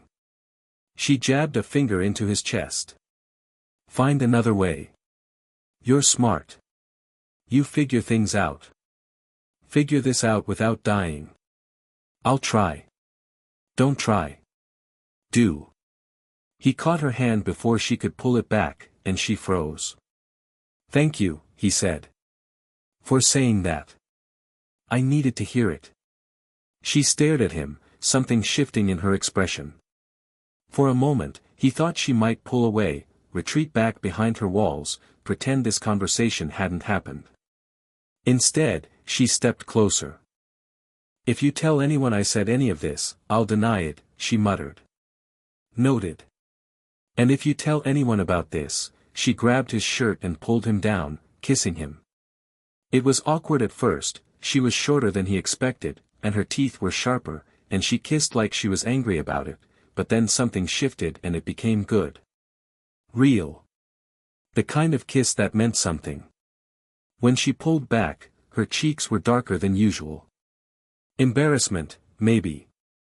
Or something else. That was, she started. Yeah. We're not dating or whatever. Okay. I just wanted to do that. One time.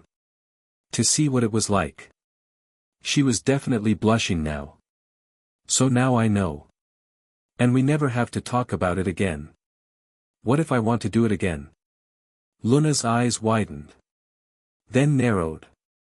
You're serious. I'm always serious.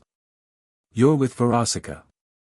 And apparently something's happening with Millie and Moxie, which is its own whole thing. I know.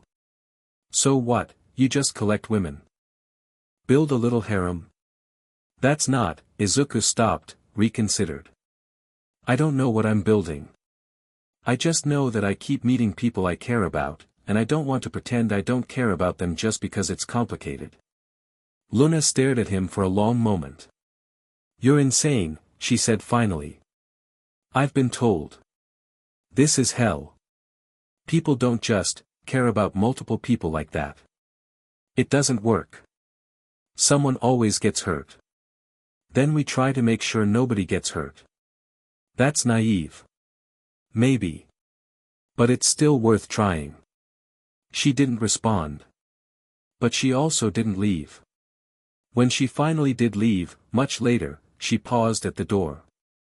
I'm not promising anything, she said. But I'm not saying no. Yet. That's more than I expected. Don't get used to it. She was gone before he could respond. Stola's estate was the opposite of everything Izuku had seen in Hell so far. Where the lust ring was neon and gaudy and deliberately provocative, Stola's territory was classical, restrained, almost elegant. Gothic architecture, manicured gardens, servants who moved with practiced silence. Verosika had arranged the meeting through channels Izuku didn't fully understand. All he knew was that Stolas had agreed to see him, and that the Goetia prince was reportedly curious about the mortal anomaly everyone keeps talking about. Stolas himself was not what Izuku expected. Tall, avian, with feathers and features that spoke of ancient power and stranger appetites. His voice was cultured, aristocratic, but there was something underneath it that made Izuku's danger sense twitch. So, Stolas said, settling into a chair across from Izuku with theatrical grace. You're the one who's been causing such a stir. The mortal with the impossible power who appeared from nowhere and immediately started rewriting the political landscape. I'm not trying to rewrite anything. I'm trying to survive. Oh, survival is just the starting point, dear boy. Everyone in Hell is surviving. What matters is what you build while you're doing it. Stolas smiled, showing teeth that were sharper than his cultured demeanor suggested. But that's not why you wanted to see me, is it? You have questions about dimensional mechanics. The rift that brought me here. It's not stable. It's growing. Stolas's expression shifted, the theatrical lightness fading into something more serious. Tell me everything.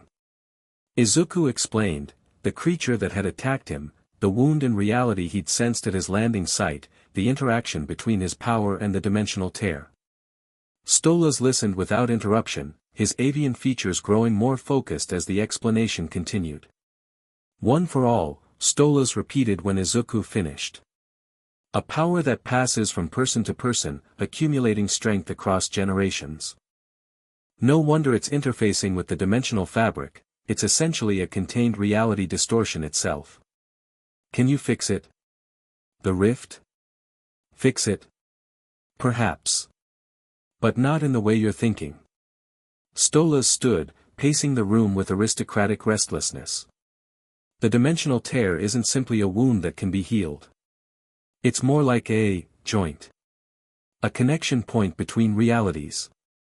Your arrival forced it open, but closing it entirely would require either severing the connection completely, which might strand you here permanently, or transforming it into something stable. Stable how? A controlled gateway. Regulated. Something that doesn't leak void spawn or tear wider over time. Stolas's eyes gleamed with academic interest. It would require considerable power, considerable skill, and considerable risk. But it's theoretically possible. What would you need to do it? Nothing, at the moment. My resources are committed elsewhere, and the political situation with my family is delicate. Stolas waved a dismissive hand. But you have the power. You have the connection to the rift. If I provided guidance, the theoretical framework, you might be able to stabilize it yourself. And the risk? The usual. Death. Dimensional dissolution. Becoming unstuck from reality entirely and drifting between worlds as a conscious echo for eternity. Stolas smiled. Standard magical experimentation hazards. That's concerning. Life is concerning, dear boy. Death doubly so.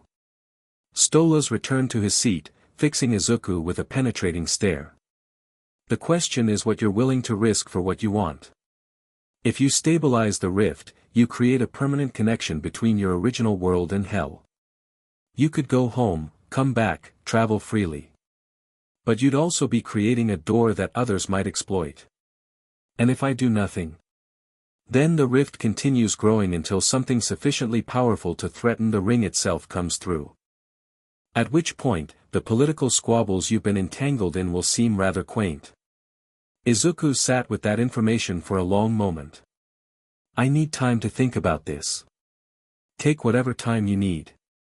But understand, the longer you wait, the worse the situation becomes.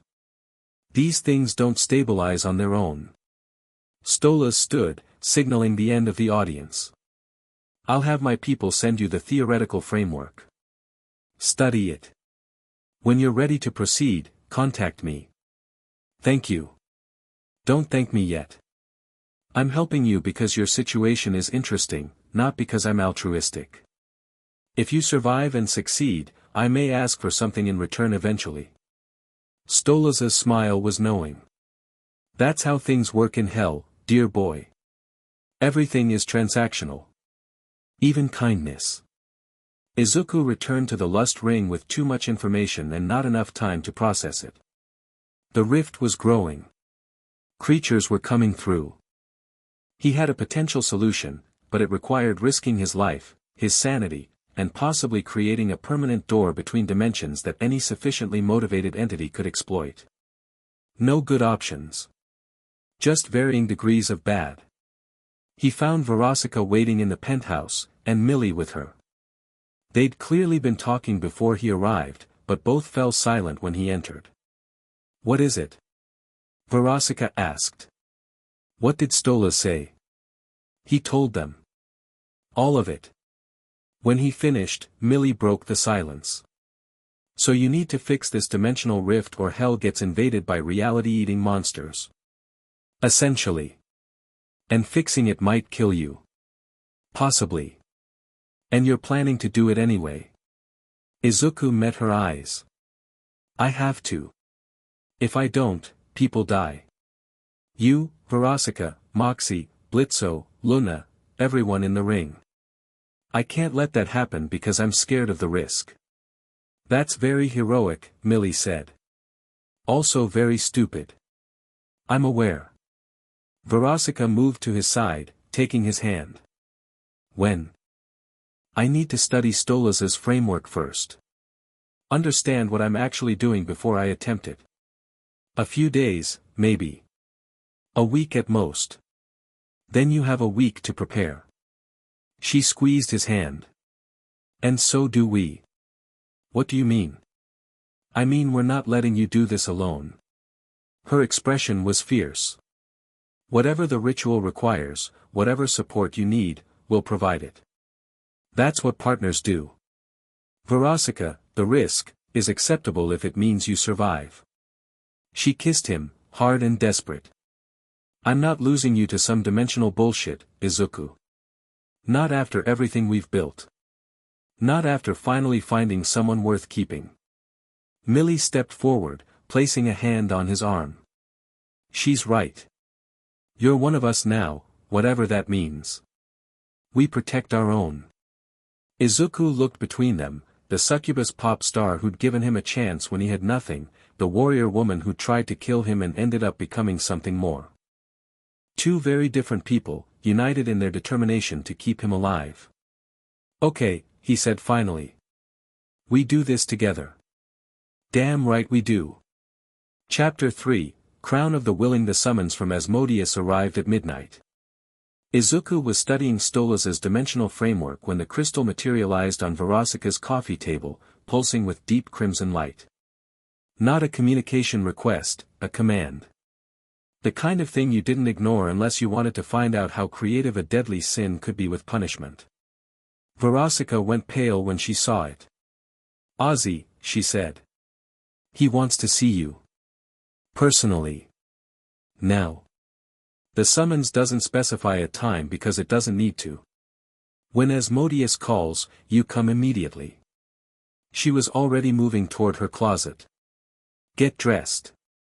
Something that says, I'm important but not challenging your authority. I'll come with you, my presence might provide some cover. What does he want? Nothing good. Ozzy doesn't summon random mortals for tea and conversation. She emerged with an outfit for him, dark, well-tailored, expensive without being ostentatious. He's been watching you since you arrived. The enforcement actions, the alliance with IMP, the confrontation with Crimson, he knows everything. And now he wants to talk directly. Izuku dressed quickly, his mind racing through possibilities. Asmodeus was a deadly sin, one of the 7 rulers of hell, each commanding an entire ring. Going up against someone like that wasn't just dangerous, it was potentially suicidal. But refusing the summons was worse. I want Millie with us, he said. And Loona, if she's willing. Verosika raised an eyebrow. Bringing an entourage to meet a sin? That's either very confident or very stupid. It's strategic. Ozzy's been tracking my alliances. If I show up alone, it looks like I don't have real support. If I bring people, it demonstrates that my relationships are genuine, that people chose to stand with me. Or it gives him hostages. He could take hostages anytime he wanted. Me showing up with people doesn't change that calculus. Izuku met her eyes. I'm not asking them to fight. I'm asking them to be present. To show Ozzy that whatever I'm building isn't just me. Verosika considered for a moment, then nodded. I'll contact Millie. You get Loona. Getting Loona to agree was easier than expected. She'd been at IMP headquarters when he called, and her response to, I've been summoned by Asmodeus and I want you there, was a flat, fine. But I'm not dressing up. She showed up in her usual outfit, crop top, shorts, perpetual expression of disinterest. When Verosika tried to suggest something more appropriate, Loona just stared at her until she stopped talking. I'm a hellhound, Loona said. He's going to see me as lesser no matter what I wear. Might as well be comfortable. Millie arrived armed to the teeth, which Verosika tried and failed to talk her out of. If shit goes sideways, I want options, Millie said, adjusting her bandolier of throwing knives. Besides, showing up without weapons to a meeting with a sin is basically admitting you're not a threat. That's worse than being armed. She's right, Izuku said. Ozzy respects strength. Showing up defenseless would be insulting. Verosika sighed. I'm surrounded by warriors. Fine. Let's go meet the literal embodiment of lust and hope he doesn't decide to make examples of us.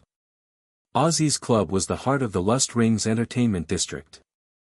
The building dominated the skyline, a massive structure that pulsed with light and sound, drawing demons from across the ring like moths to flame. Tonight, though, they weren't going to the public areas. They were escorted through private corridors, past security checkpoints staffed by demons who radiated quiet menace, into the inner sanctums where Asmodeus conducted his real business. The sin of lust was waiting in a chamber that managed to be both opulent and threatening. Asmodeus was massive. Not just tall, massive in presence, in energy, in the way reality seemed to bend around him. His form was regal, powerful, ancient in ways that made even Verosika seem young. When his eyes fixed on Izuku, it felt like being pinned under a microscope by something that could crush you without effort. Beside him stood a smaller figure, Fitzarali, if Izuku remembered correctly.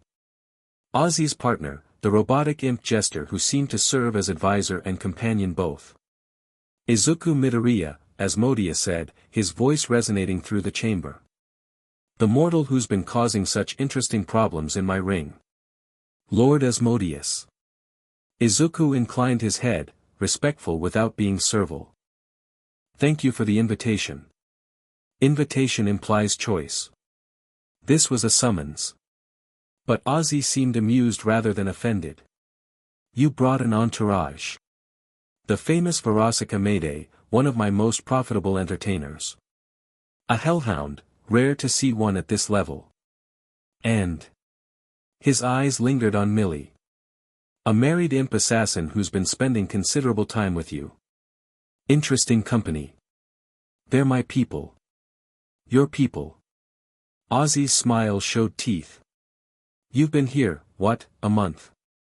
And already you're claiming people. Building alliances. Disrupting established power structures. He leaned forward. Do you understand how unusual that is? How threatening it appears to those who've spent centuries establishing their positions. I'm not trying to threaten anyone. I'm trying to survive. Survival doesn't require dismantling Crimson's operation.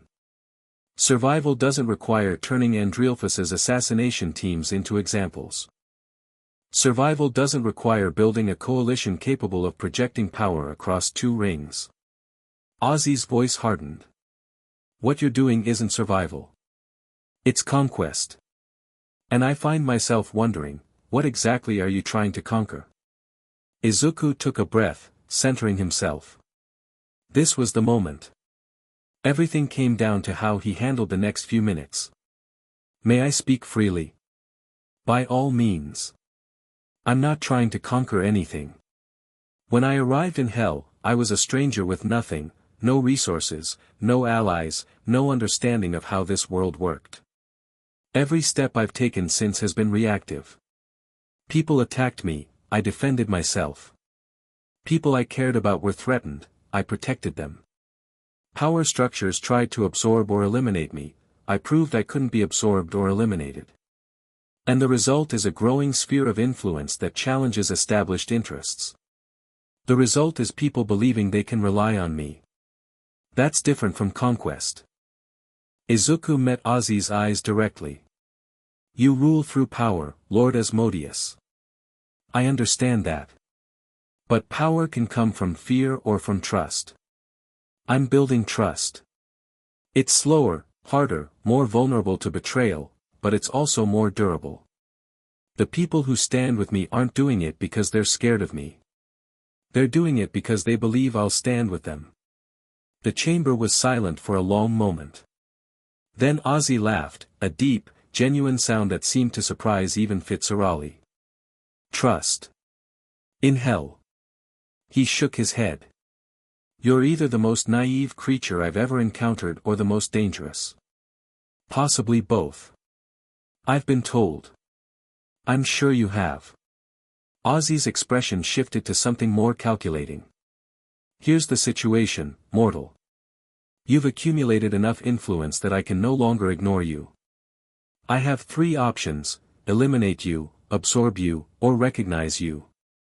Elimination is messy, you've proven difficult to kill, and attempting it would cost me resources I'd rather not spend. Absorption seems unlikely given your demonstrated resistance to control. Which leaves recognition. What kind of recognition? The kind that comes with obligations.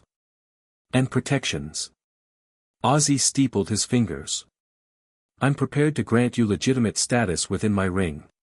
Not as a citizen, you're not dead, so that's impossible, but as let's call it a recognized entity. Someone who can hold territory, make deals, operate freely without every minor noble seeing you as prey. In exchange for service. When I need something done that requires your particular capabilities, you do it. Nothing that violates your precious moral principles, I'm not interested in breaking you. But when the ring faces threats, you respond. When my interests align with your activities, you coordinate. When I call, you come. Izuku considered the offer. It was better than he'd expected, recognition without absorption, autonomy with strings attached. But the strings were significant. What kind of threats are we talking about? The kind you've already encountered. Ozzy's voice dropped lower. You think I haven't noticed the dimensional disturbances? The void spawn incursions? Whatever tore you out of your world and dropped you here is destabilizing my ring. And you seem to be the only one with any capability of addressing it. You know about the rift. I know about everything that happens in my domain. Ozzy's expression was unreadable. I know you've consulted with Stolas about stabilization. I know you're planning something ambitious and potentially suicidal. I know that if you fail, the consequences could extend far beyond your personal survival. Then you understand why I need to act. I understand why you believe you need to act. What I'm offering is support. Resources. Political cover. In exchange, when this crisis is resolved, assuming you survive, you continue operating as an asset of my ring rather than a loose cannon. Izuku looked at Verosika, at Millie, at Loona. Each of them gave him slight nods, different expressions of the same sentiment. This was his call, but they'd support it. I'll agree to cooperation, not service, Izuku said. I'll respond to legitimate threats. I'll coordinate when our interests align. I'll come when you call, within reason. But I won't be your enforcer. I won't carry out orders that violate my principles.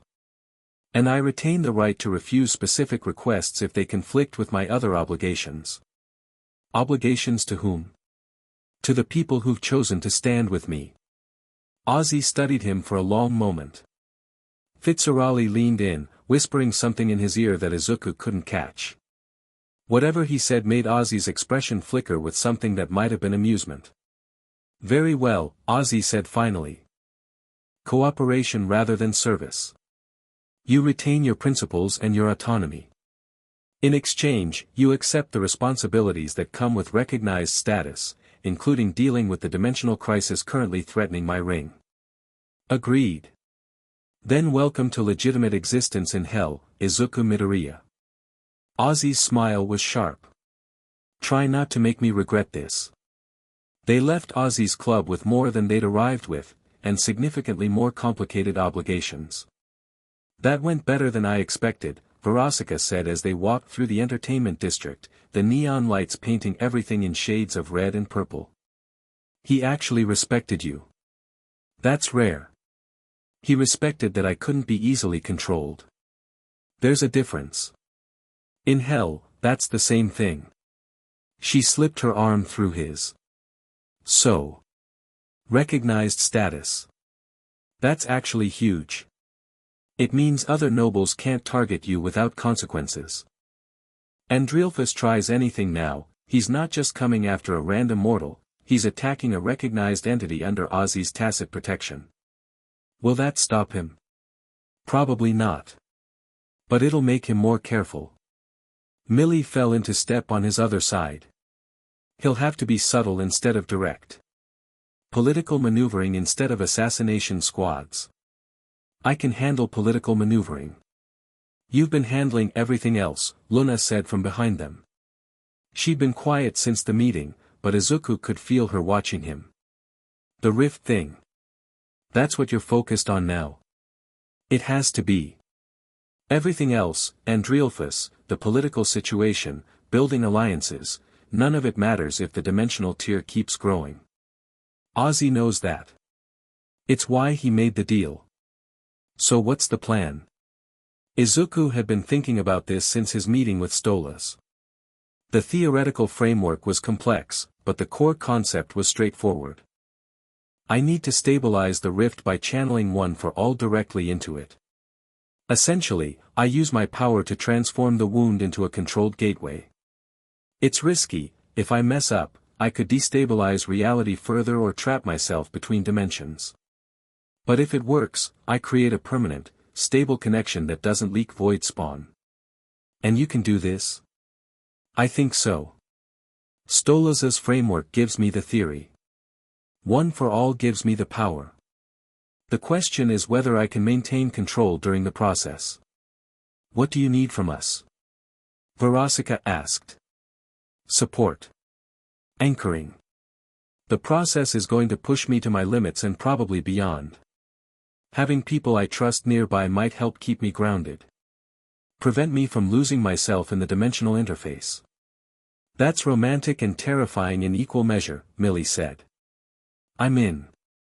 Obviously I'm in, Verosika said.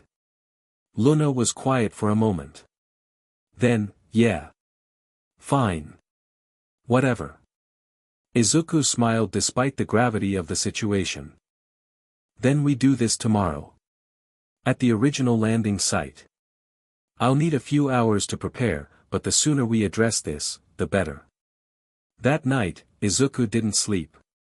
He sat in Verosika's penthouse, studying Stolaza's framework, running through the process mentally again and again. The theory was sound, he understood what needed to happen. But theory and practice were different things, especially when the stakes were dimensional stability. Verosika found him around midnight, still poring over the documents. "You should rest." "I can't.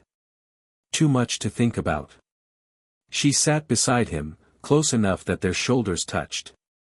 "What are you afraid of?" The question cut through his mental fog.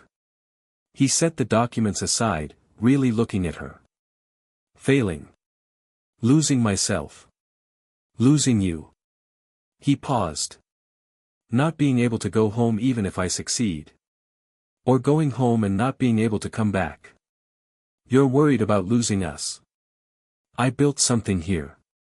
Something real. For the first time since I arrived, I'm not just surviving, I'm living. And if this goes wrong, it won't. You can't know that." "No. But I can believe it." She took his face in her hands. "You've beaten everything hell has thrown at you. You've survived assassination attempts, confronted crime lords, won the respect of a deadly sin. You're not going to lose to some dimensional bullshit. Your confidence in me might be misplaced. My confidence in you is the smartest bet I've made in centuries." She kissed him, soft and certain. "Whatever happens tomorrow, I want you to know something." "What?" "I love you." The words hung in the air between them. Izuku felt something crack open in his chest, a wall he hadn't realized he'd been maintaining. "Verosika. You don't have to say it back. I know this is complicated. I know there's Millie, and Loona, and your whole other life waiting for you somewhere else. But I needed you to know, before you do something dangerous, that what I feel for you is real. Not performance. Not manipulation. Real. It's real for me too." He pulled her closer. "I don't know what the future looks like. I don't know if I'll find a way home or if I'll stay here forever. But I know that whatever happens, you changed me. You made hell feel like somewhere I could belong." They held each other for a long time. Eventually, Verosika spoke again. "I talked to Millie earlier. While you were meeting with Ozzy's people, she and I had a real conversation. About? About you.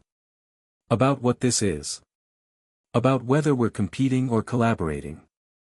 Verosika smiled wryly. "She's intense. I like her, actually. And I think we came to an understanding." "What kind of understanding?"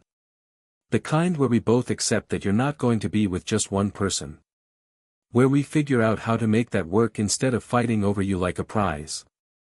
She traced patterns on his chest. "She loves Moxie. That's not changing. But she wants you too.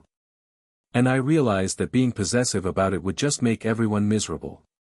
That's surprisingly mature. I've had centuries to grow up. Some lessons take longer than others." She met his eyes. "After tomorrow, assuming you survive, which you will, we need to actually sit down and figure out what this looks like. Rules, expectations, boundaries. All of it." "Agreed." "Good. Now." She shifted, straddling him. "If tomorrow might be your last day, I'm not spending tonight talking." When Izuku emerged from the bedroom the next morning, Millie was waiting in the penthouse living room. She'd let herself in, somehow, and was cleaning one of her knives with practiced efficiency. Verosika still asleep. Recovering. Millie's smile was knowing. "Big night?" "That's personal. In hell, nothing's personal." But she set the knife aside. "We need to talk. Before the dimensional thing." Izuku sat across from her. "About? About us. About what happens after, assuming there is an after." She leaned forward, elbows on knees. "I told Moxie everything. About what I feel for you, about what I want. He was, he was surprisingly okay with it. He told me. Before the crimson thing. I know. But I needed to tell you directly. Her eyes were intense, unguarded in a way she rarely allowed. I love Moxie. That's never going to change. He's my husband, my partner, the person I chose to spend eternity with. But I also want you. And I've spent enough time pretending I don't. What do you want, specifically? I want to fight beside you. I want to wake up next to you sometimes. I want to be yours in whatever way that works alongside being Moxie's.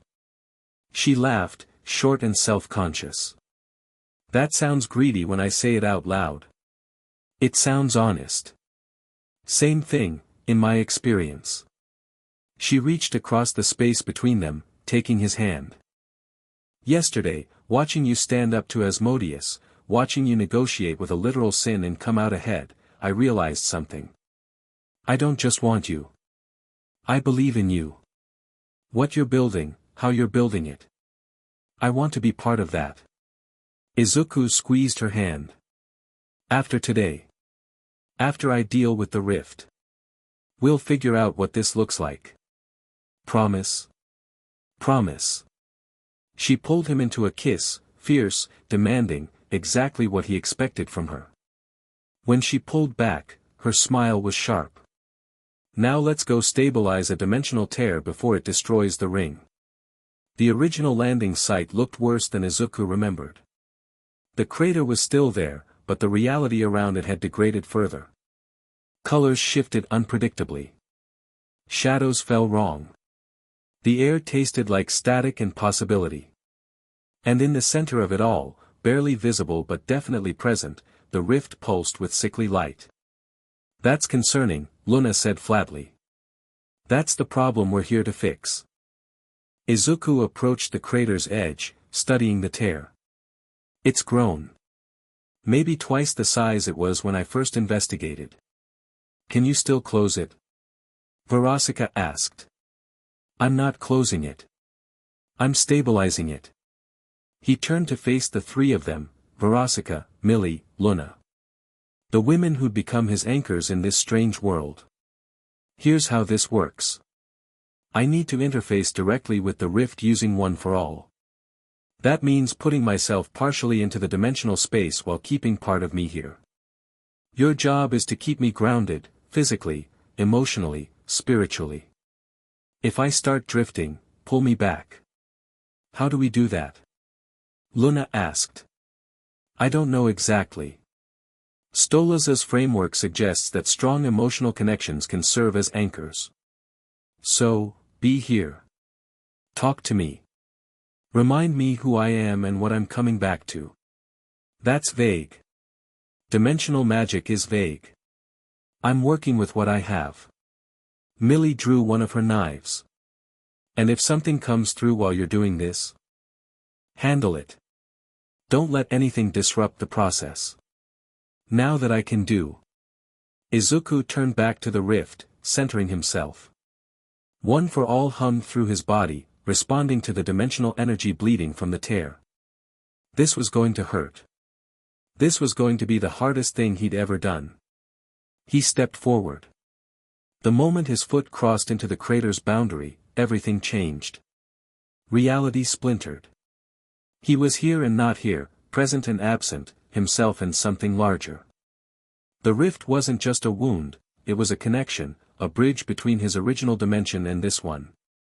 And at the center of that bridge, he could feel the echoes of every reality that existed between. It was overwhelming. Beautiful. Terrifying. He could see home. His original world, preserved in dimensional amber, waiting for him. All he had to do was reach out and, Izuku. Verosika's voice cut through the dimensional haze. Right. Anchors.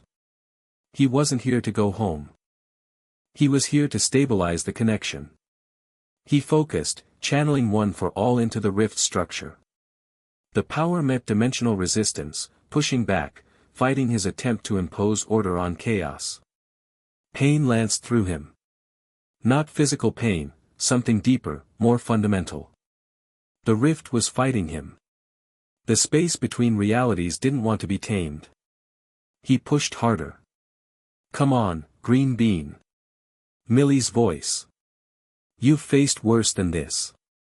Don't let some dimensional bullshit beat you. She was right. He'd faced worse. He'd faced death, defeat, despair. He'd faced a society that said he was worthless and proved them wrong.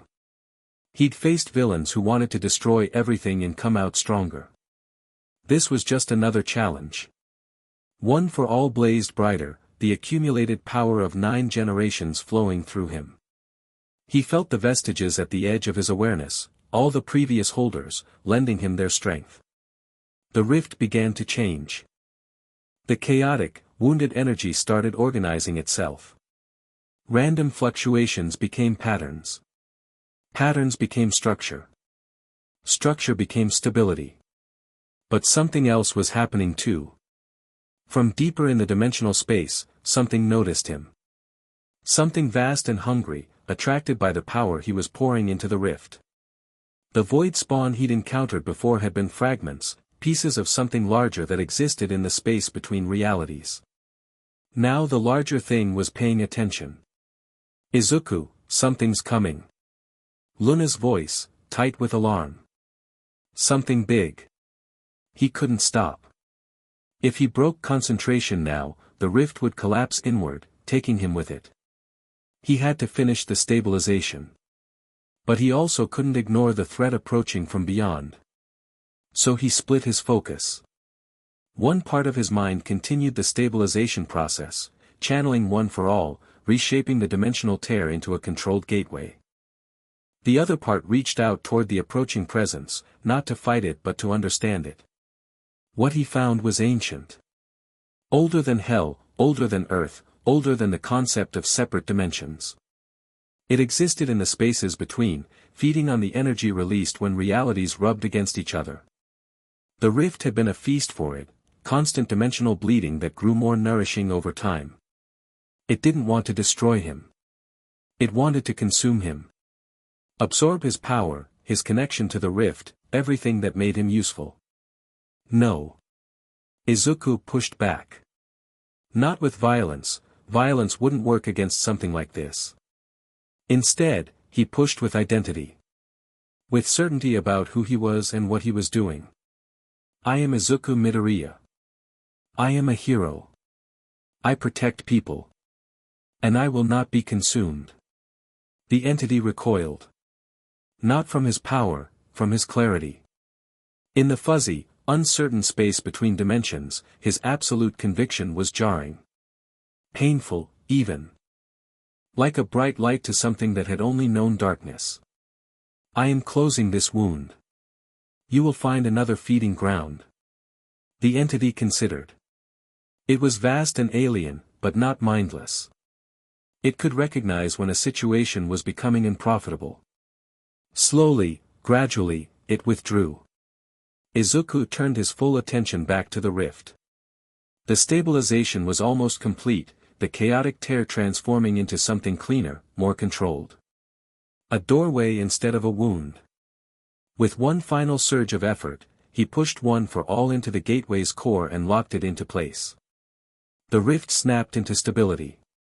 Izuku collapsed. He woke to voices arguing. Should we take him back to the penthouse? He needs medical attention, not a soft bed. Hell doesn't have medical attention from mortals, Millie.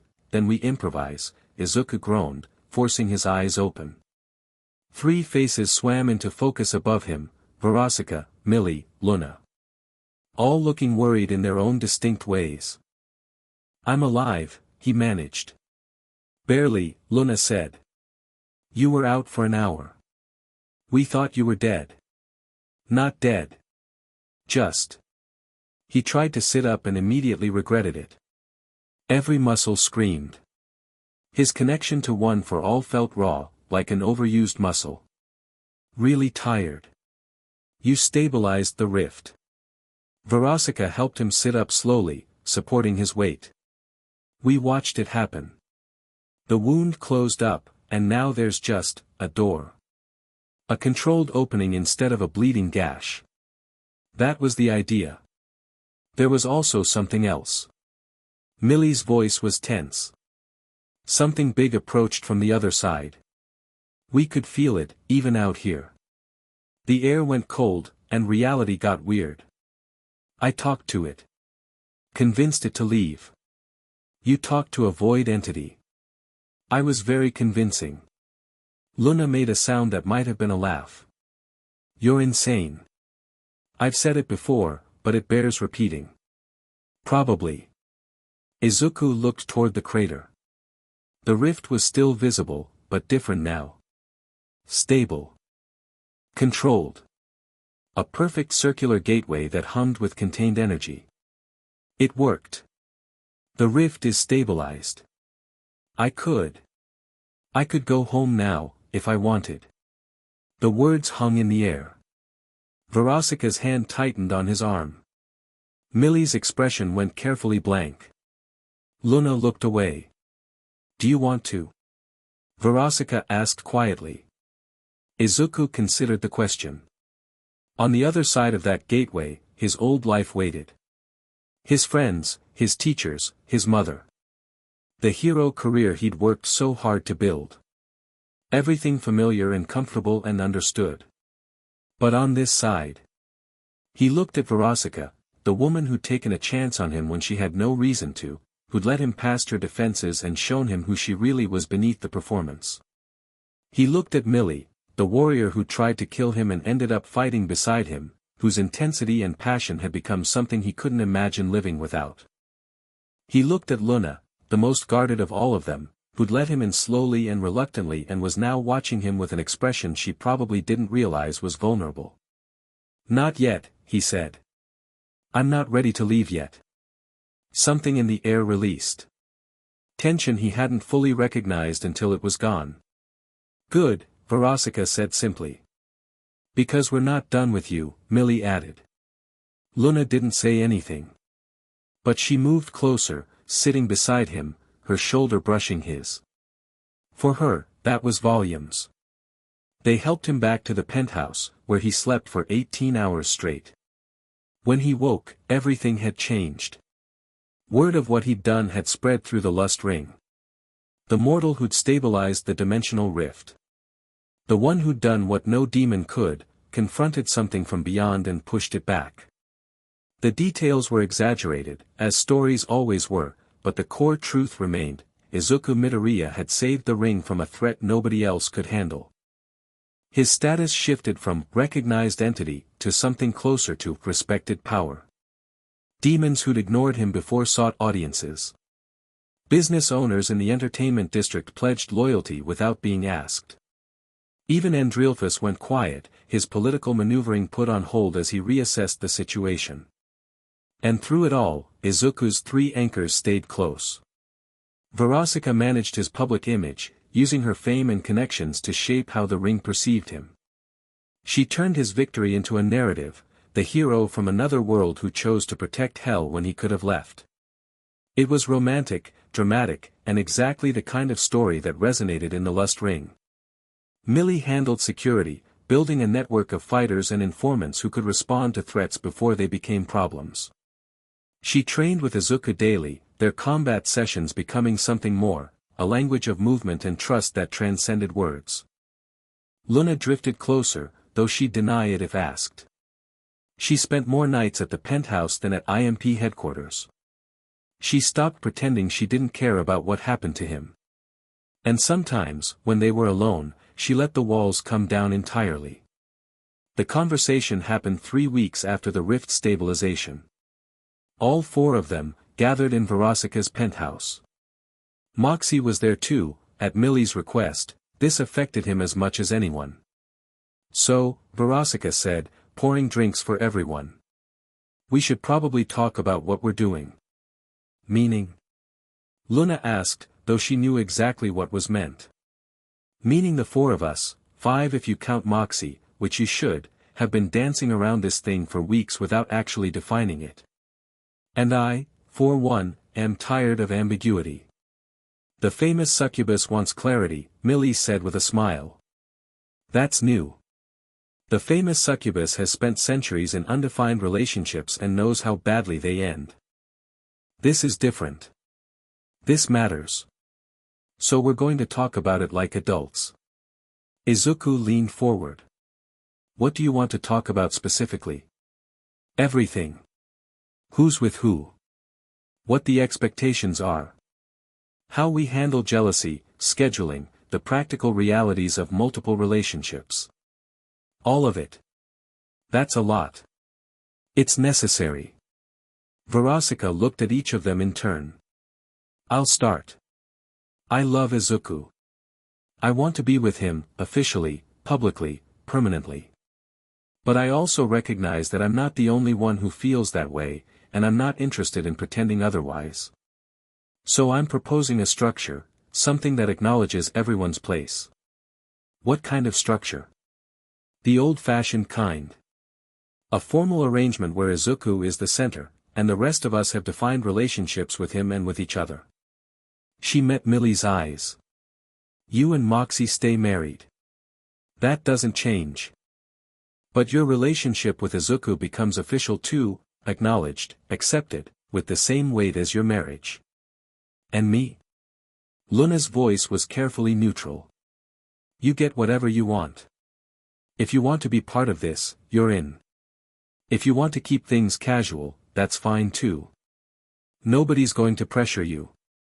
Verosika's expression softened. But for what it's worth, I think you're already in. You just haven't admitted it yet. Loona was quiet for a long moment. Then, fuck it. Fine. I'm in. Whatever that means. It means you're one of us, Millie said. It means when we make decisions about our future, you're part of those decisions. It means you don't have to pretend you don't care anymore. I never pretended, you absolutely pretended. You're still pretending right now. But Millie was smiling. It's okay. We all have our defense mechanisms. Moxie cleared his throat. Can I say something? Of course. This is weird for me. I won't pretend it isn't. The love of my life is in a relationship with another man, and I'm supposed to be okay with that. He took a breath. But I am okay with it. Because I've watched what Izuku does for the people he cares about. I've watched him stand up to my father, confront a deadly sin, risk his life to save the ring. He's not taking Millie away from me, he's becoming part of our family. And I'd rather have a complicated family than lose her entirely. Moxie. Millie reached for her husband's hand. I'm not finished. Moxie met Izuku's eyes directly. You're part of this now. That means you don't get to leave. You don't get to decide one day that this is too complicated and walk away. If you're with Millie, you're with me too, not romantically, I'm not interested in that, but as family. As someone I'm tied to whether I like it or not. I understand. Do you? Because I've seen a lot of people make promises in hell. I need to know that yours mean something. Izuku stood, crossing to where Moxie sat. He knelt, putting himself at eye level with the smaller imp. When I was a kid, I was told I was worthless. That I'd never amount to anything. That I should give up on my dreams because I didn't have what it took to achieve them. I spent years believing that, hating myself for not being enough. Moxie watched him, expression unreadable. What saved me was finding people who believed in me when I didn't believe in myself. People who saw potential where I saw failure. People who chose to stand with me when it would have been easier to walk away. Izuku met Moxie's eyes.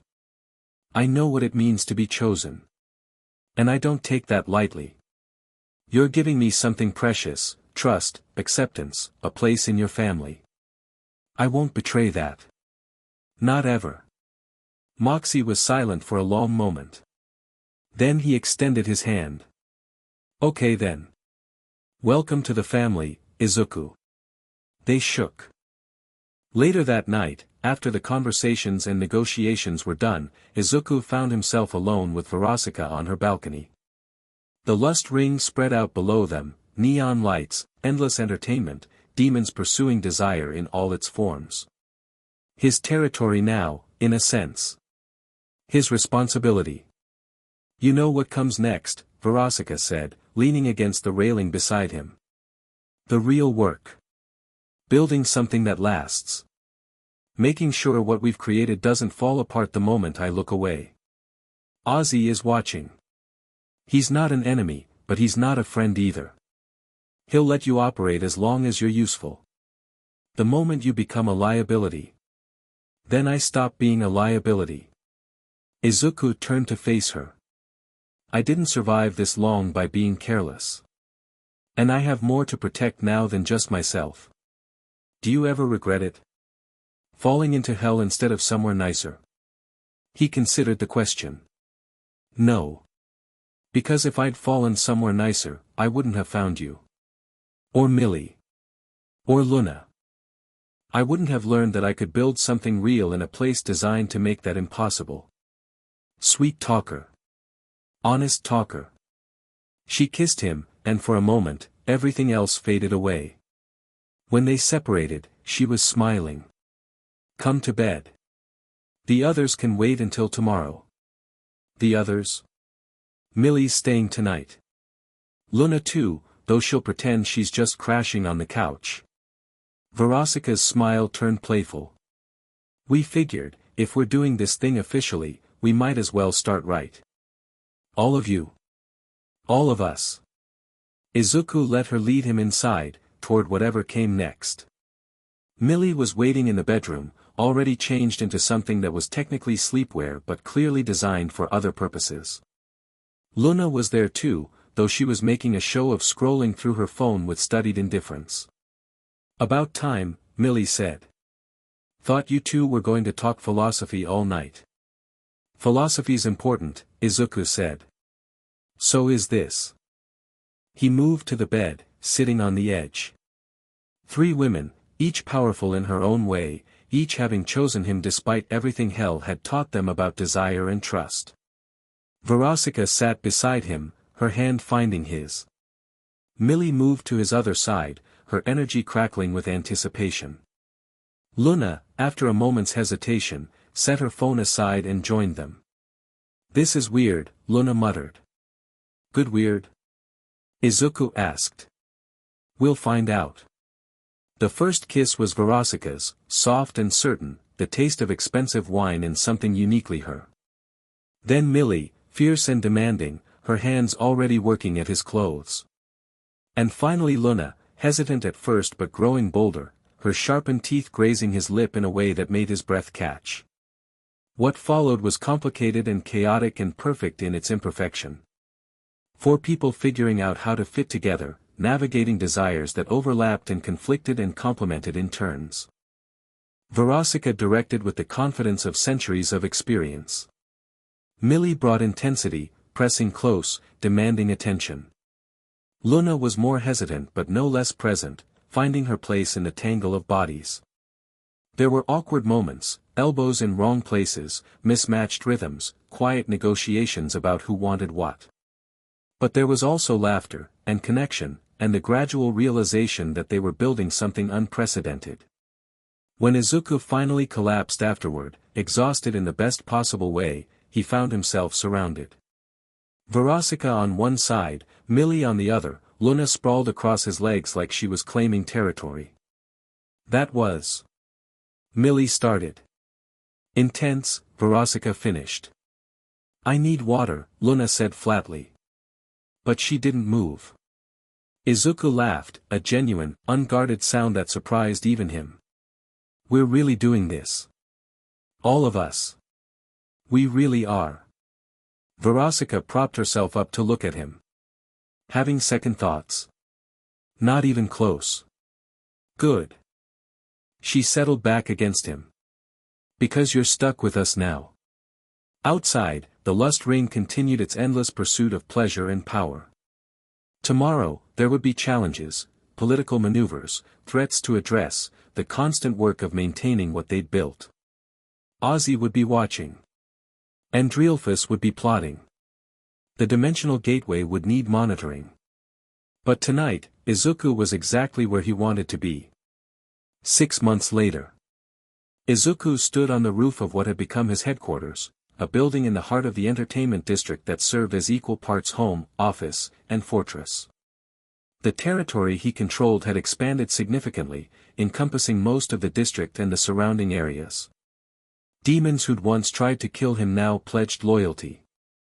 Businesses that had cowered under Andrealphus's pressure now thrived under his protection. He'd built something real. Something that mattered. Verosika joined him, as she often did for these quiet moments. Thinking about home? He didn't ask how she knew. She always knew. Sometimes. Less than I used to. He looked at the stable gateway, visible in the distance, a permanent connection to his original world, a door he could walk through whenever he chose. I should visit. Let people know I'm alive. My mother must be going out of her mind. But every time I think about going, I think about what I'd be leaving here. And I'm not ready for that yet. Verosika leaned against him. You could bring her here. Your mother. Show her what you've built. Bring my mother to hell. It's not as bad as the brochures suggest. Well, most of it isn't. She smiled. I'm just saying, you don't have to choose between worlds. The gateway goes both ways. You can have both lives, if you want them. Can I? You've done impossible things since you got here, Izuku. This doesn't seem much harder. He considered that. A life that spanned dimensions. Protecting people in hell while maintaining connections to home. It was ambitious, complicated, probably reckless. It was also exactly the kind of thing he would try anyway. Maybe you're right. I usually am. She kissed his cheek. Come inside. Millie's making dinner, and Loona actually volunteered to help, which means she's in a good mood for once. We should take advantage of it. Izuku took one more look at the lust ring, his ring, in many ways, even if Ozzy still technically ruled. Then he followed Verosika inside, toward the family he'd built in the most unlikely place imaginable. Down below, in the streets of the entertainment district, demons went about their lives. Some of them worked for Izuku directly. Others just benefited from his protection. All of them knew his name, knew what he'd done, knew that the mortal from another world had somehow become one of the most powerful figures in the ring. They didn't fully understand how or why. But they didn't need to. What they understood was this: in a realm built on exploitation and cruelty, someone had chosen a different path. And against all odds, it was working. That was enough. Deep in his tower, Asmodeus watched. The sin of lust had seen many things in his endless existence. Empires rising and falling. Powers coming and going. Mortals arriving in hell and being consumed by it, one way or another. But Izuku Midoriya was something different. He hadn't been consumed. He'd adapted, grown, built something that even Ozzy had to respect. And he'd done it without becoming just another demon wearing a different skin. He was still, fundamentally, a hero. That was either admirable or dangerous. Possibly both. Ozzy had made a deal with the mortal, cooperation in exchange for service against threats. So far, that deal had been profitable. The dimensional crisis was resolved. The ring was stable. The entertainment district was thriving under Izuku's management. But deals could be renegotiated. Circumstances could change. For now, Ozzy was content to watch. But he was always watching. In the dimensional gateway, stable now but still strange, something stirred. Not the void entity that Izuku had pushed back, that was gone, seeking other feeding grounds. This was different. Smaller.